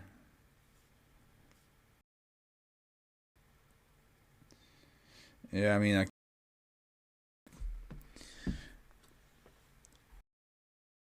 happy birthday text, even though she's not talking to me anymore. Not anymore, but like, yeah. She's going for some stuff and wants some alone time, but I'm still going. Happy birthday. But yeah, okay. We had some off tension, and and Coke and Pepsi. This is what stream's all about, eh? Next thing you know, you can go on a 15-minute talk about like, childhood drink was this, bro, and yeah. So yeah, I'll see you all on Wednesday for another Plate Up stream. I will actually try to make a thumbnail for the future streams, except SCP streams, because if SCP streams I make a thumbnail for the YouTube channel anyway, so I always upload the thumbnail for the Twitch one later. But for Wednesday till Friday, I will try to make thumbnails, except Thursday, Friday will be the same unless it's 2 different games. So I will make some custom thumbnails for Plate Up and Hollow Knight, because I see like a lot of other streamers do that. They have thumbnails of whatever the game is they stream, and I don't, and I think it might be a good thing to like get people's attention. So yeah. But other than that, I wish you all good morning, afternoon, evening, and I see you all on Wednesday. Jade, I will talk to you